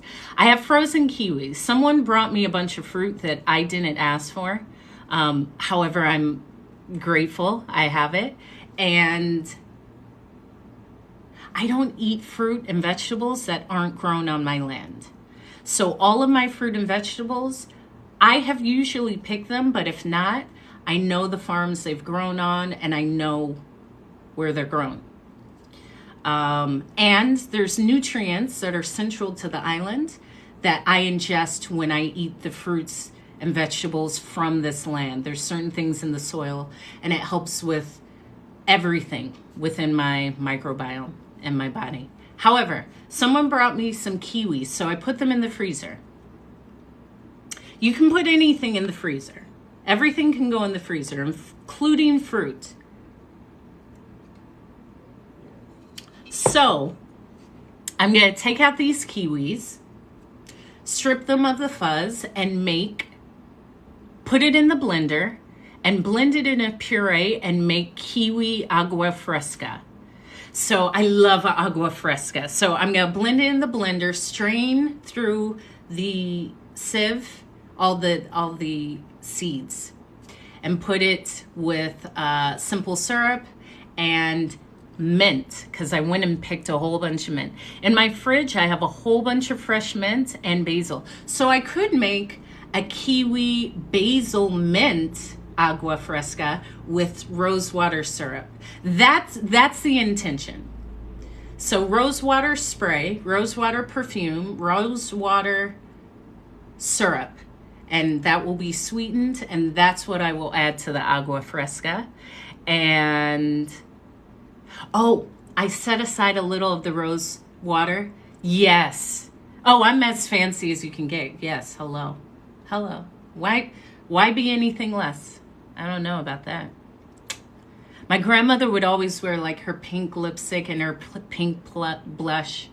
She was the type of regal, like beautiful, stoic woman that would never leave without her lipstick and her rouge. And she loved flowers, so I've been bringing a lot of flowers around. And plumerias smell so good. So I have all these plumerias around me. And now I just go and get the plumerias, and they're so sweet and fragrant. This is why I'm happy and full of this energy. Everything I do is to keep me in this heightened state. So, some of that rose water will be used as like a cheek stain and a lip stain. So I have some different uses. I'll record some of it, maybe later tonight or tomorrow. I'll record some of it.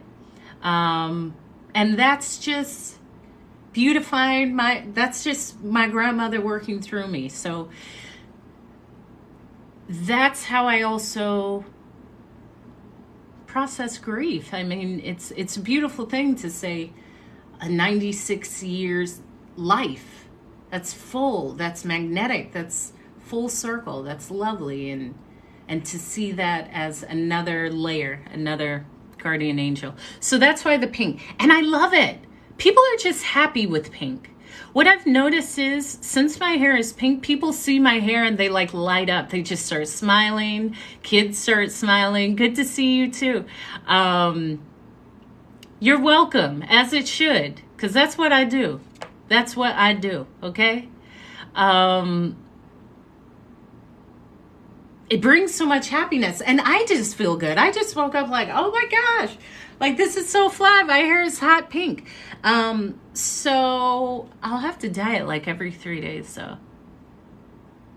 There you go. That's what girl, I have you beat. I love that. I say I'm living a fulfilling, healthy, abundant, flexible, resilient, 115-year life. So I seek to be the hot lady in the cutoff shorts that's gardening. Like, do you know she's like 112? She is? Yeah, with them cutoff. She is. She runs like 5 miles every morning. That's me. Yeah. So I'm right up there with you. I even told all my sisters, I'm going to outlive y'all. So you need to treat me right. Because I'll be making the decisions when it comes to your final days. Because y'all ain't living right. Y'all ain't breathing right. So I'm going to be outliving you. And just remember that. Because I'm going to be making the decisions.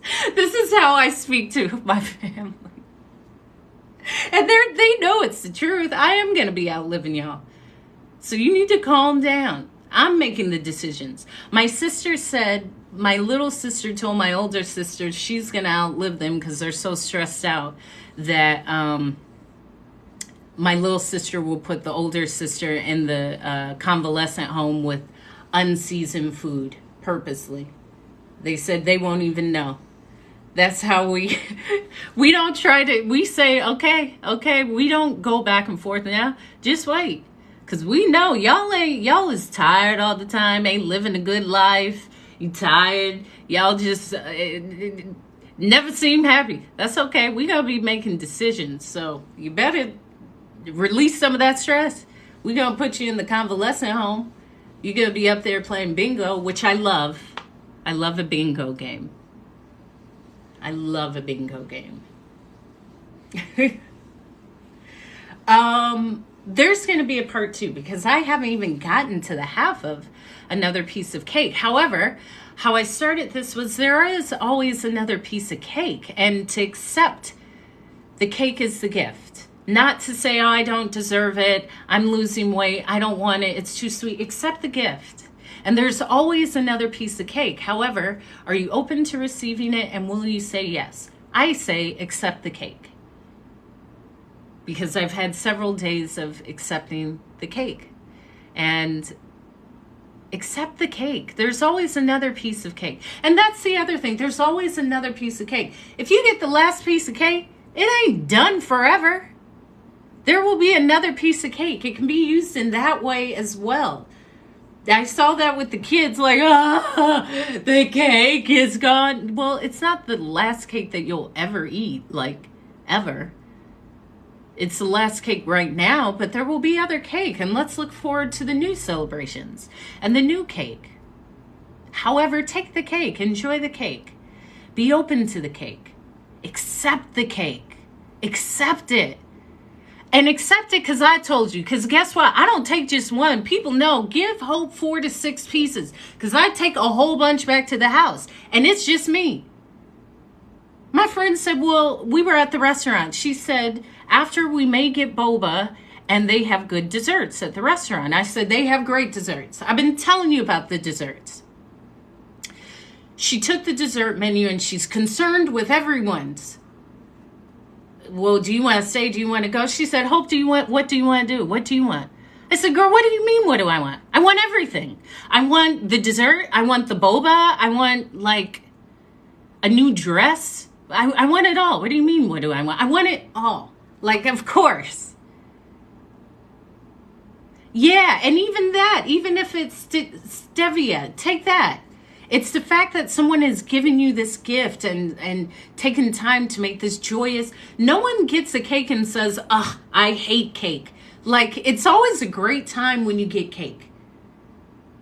You don't say, I don't like you, so I baked you a cake. I would prefer it. If you don't like me, bake me a cake. But don't bake it because I don't want your bad energy. Go get a cake from a nice cake maker. How about that? But no one does that. They bake you a cake for your birthday. They bake you a cake for a graduation. They bake you a cake for a celebration. So it's this celebratory thing. Every time you see a cake, connect it to that because it'll change it. It'll change how you see it. Celebrate. Y'all don't be celebrating. And as I say, it's not like you go to the greatest events. It's not like you're going to the Grammys or like the Monaco Grand Prix. You need to start celebrating the little events you get invited to because those are the great times. To accept the cake, to be reminded of the good times that you've had cake, and just be open to more cake. I would almost say I'm caked out, but I'm not. It just, when I journaled about it, I felt just this overwhelming sense of happiness, consistent. And I'm always at a beautiful neutrality. However, being around children and the celebrations and cakes and the sun, it was just this constant level of fulfillment, especially with children and hearing their laughter and seeing kids meet more kids and more fun and more people and come play with us and just that beauty. Before we forgot about these things as religious, or you live there and I live here, or our colors, or your hair, or my mommy said not to play with you. This is before all of that. I've gotten to see all of these kids, these beautiful Hawaiian kids, these beautiful kids from all over the Asian continent. My friends' kids, my friends' sisters' kids, other kids, neighbors' kids. All the kids, they don't care about all that little stuff. They were just having a great time. Eating cake. There was even a visit from Spider-Man. A real visit, I know. That's in part 2. There was a piñata. It was so much fun. It was just so much fun. And there was always cake. And for me to remember the beauty of cake, there's always cake, and accept the cake. And don't just accept it, pick out your exact piece. Don't accept anything, especially if it's a gift. Choose. I want this one. That's okay. Say that. I want the inside, so I get all 4 exposed pieces, not the outside of the cake where the frosting is. Or if you like the frosting on one side, then choose that one. However, you choose exactly the cake for you without second guessing it, because it's your cake. It's your life. You get to choose this gift of life how you want. However, it is for you to choose. It really comes down to you. It comes down to you being open to deserving and getting rid of anything that makes you feel like you are not deserving. Because like this celebration of pink and the roses and all the pink things, and of my grandmother who is now another guardian angel, it's the gift that we choose to enjoy. If you're not enjoying it, you can make the choice to enjoy it. You don't have to not enjoy it. You can enjoy it. And it's actually easy to enjoy it.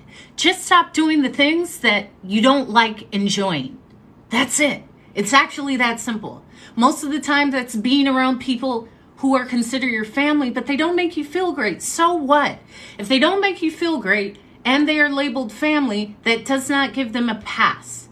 If you don't feel good, even though you're my family, I don't have to be around you. And that's okay for me. I get to determine how others show up around me, or if they get the space to show up. But it's my gift. It's my cake. You get to decide. It always comes back to us. The moment we decide that it's all within our control, the moment you say, I'm not blaming, it's me. I got to do it.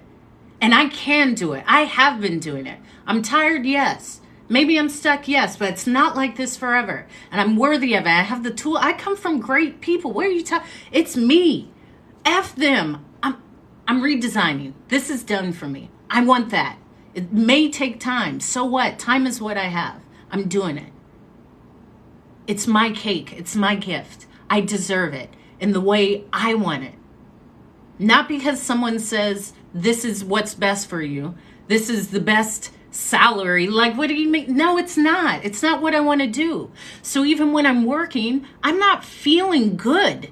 So now I'm not feeling good about what I'm doing to make money. Do you know how unfulfilling that is? That is what causes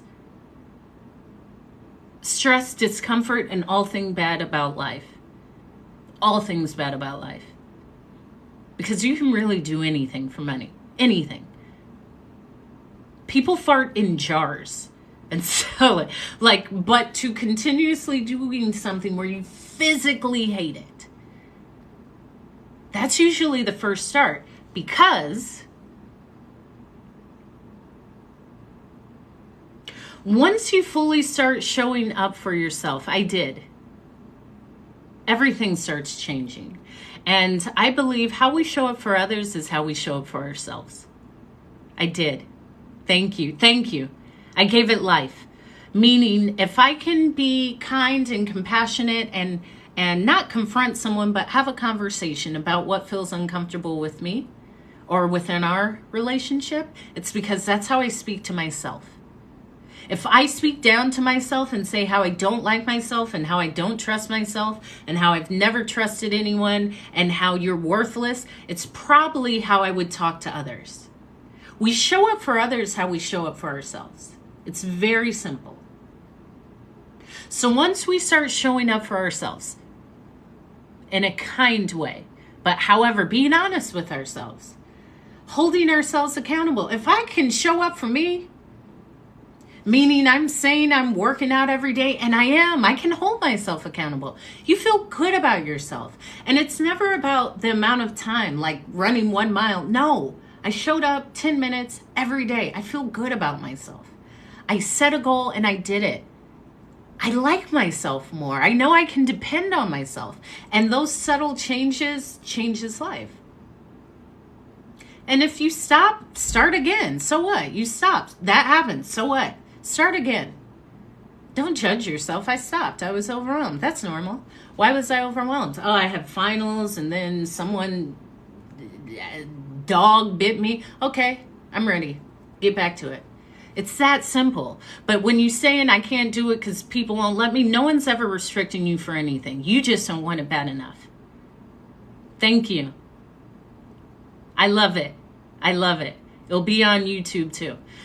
You don't want it bad enough. If you want it bad enough, nothing will get in the way. Doesn't matter the amount of time. Doesn't matter the amount of setbacks. And that's the truth. However, if you don't find something that brings you to fight for, whether it's your freedom, whether it's your freedom of time, freedom of movement, freedom of your choices, your decisions. It doesn't have to be this thing like freedom for everyone. Nah, freedom for you. Freedom for you living the life you want, creating what you want, living where you want, showing up how you want, healing how you want. I'm respectful of any form of perspective, Alexa. And that takes accountability and self-accountability. Like, it's me. Because that's the work that you see. No one else will see it. You see it. Often people don't see it. They'll just say you've changed. That's right. I should. That's the beauty of life. It's like my hair. I've changed it. I don't need to explain to you. It's done. I've had the thought. I've connected the thought to the action. I did it. It's a set. It's even just being open to it. Like, am I, what? Dye my hair pink? For me, it was like, oh, yeah. It could have easily been, that's crazy. People look at me crazy. Nah, I'm open to it. So that is the flow. It's a flow. First of all, just being open. Then saying, yes, I'll dye my hair. Then, do I have the skills? Do I have what I need? Do I have the dye? I feel comfortable. I did it. It's all of that. It's a process. And allowing your process to be your process. We all have our own process. It's the fact that you finish it. Not within a certain amount of time. It's just the fact that you finished it. So it's all of that. And it's being open to accepting another piece of cake. So expect cake, expect celebration, expect newness, expect beautiful, miraculous surprises, expect good feeling times, expect money and safety and prosperity and wealth and just everything always going in your favor. So much so that you are always saying, and it keeps getting better. Expect that with your cake. Expect your gifts to bring this to you with ease. Expect that you don't have to get up and do this. It just comes with ease. That's how it flows. That is flow. Flow is just doing it when it comes. And everything just comes. Not bringing yourself to a space where you're not just... It just comes without thinking.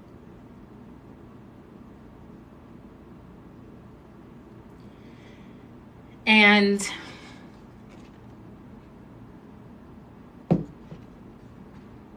I will always expect and accept another piece of cake.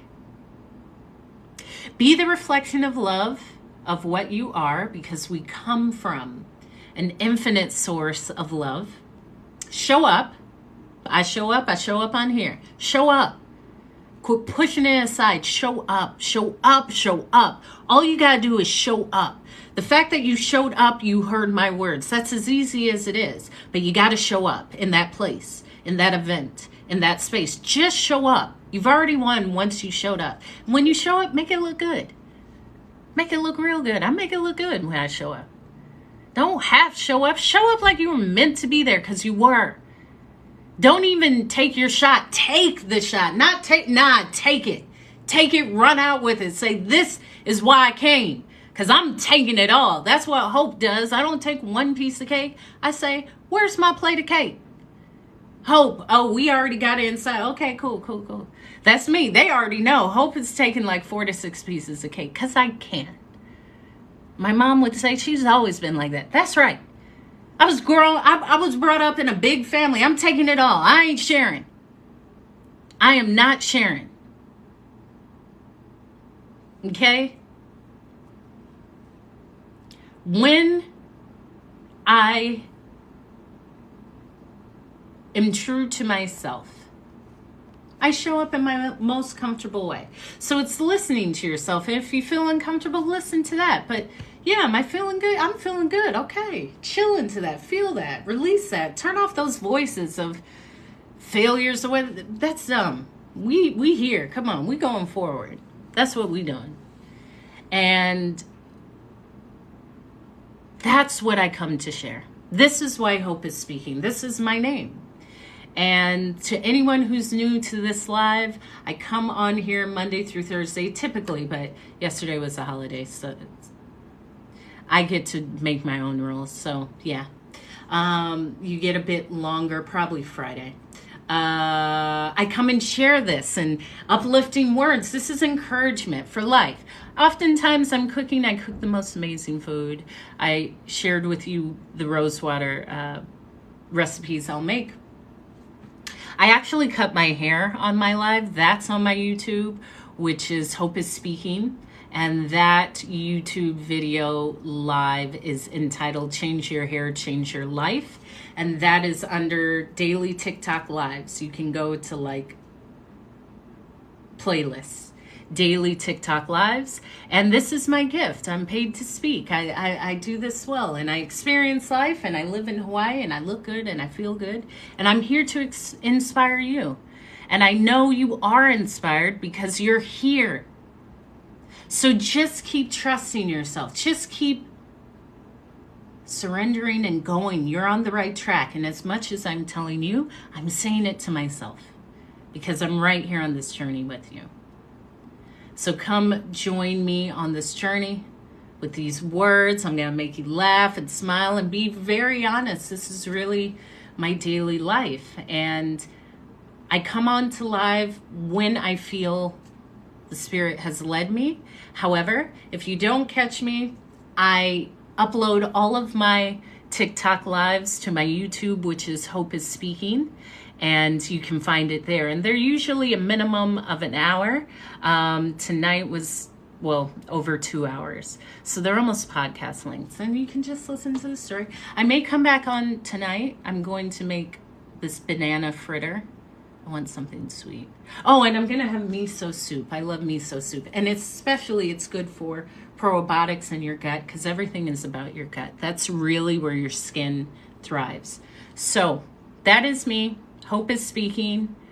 I love you. I support you. I believe in you. Be whatever is you and change it whenever you like. And eat that cake. Eat the cake. Ciao.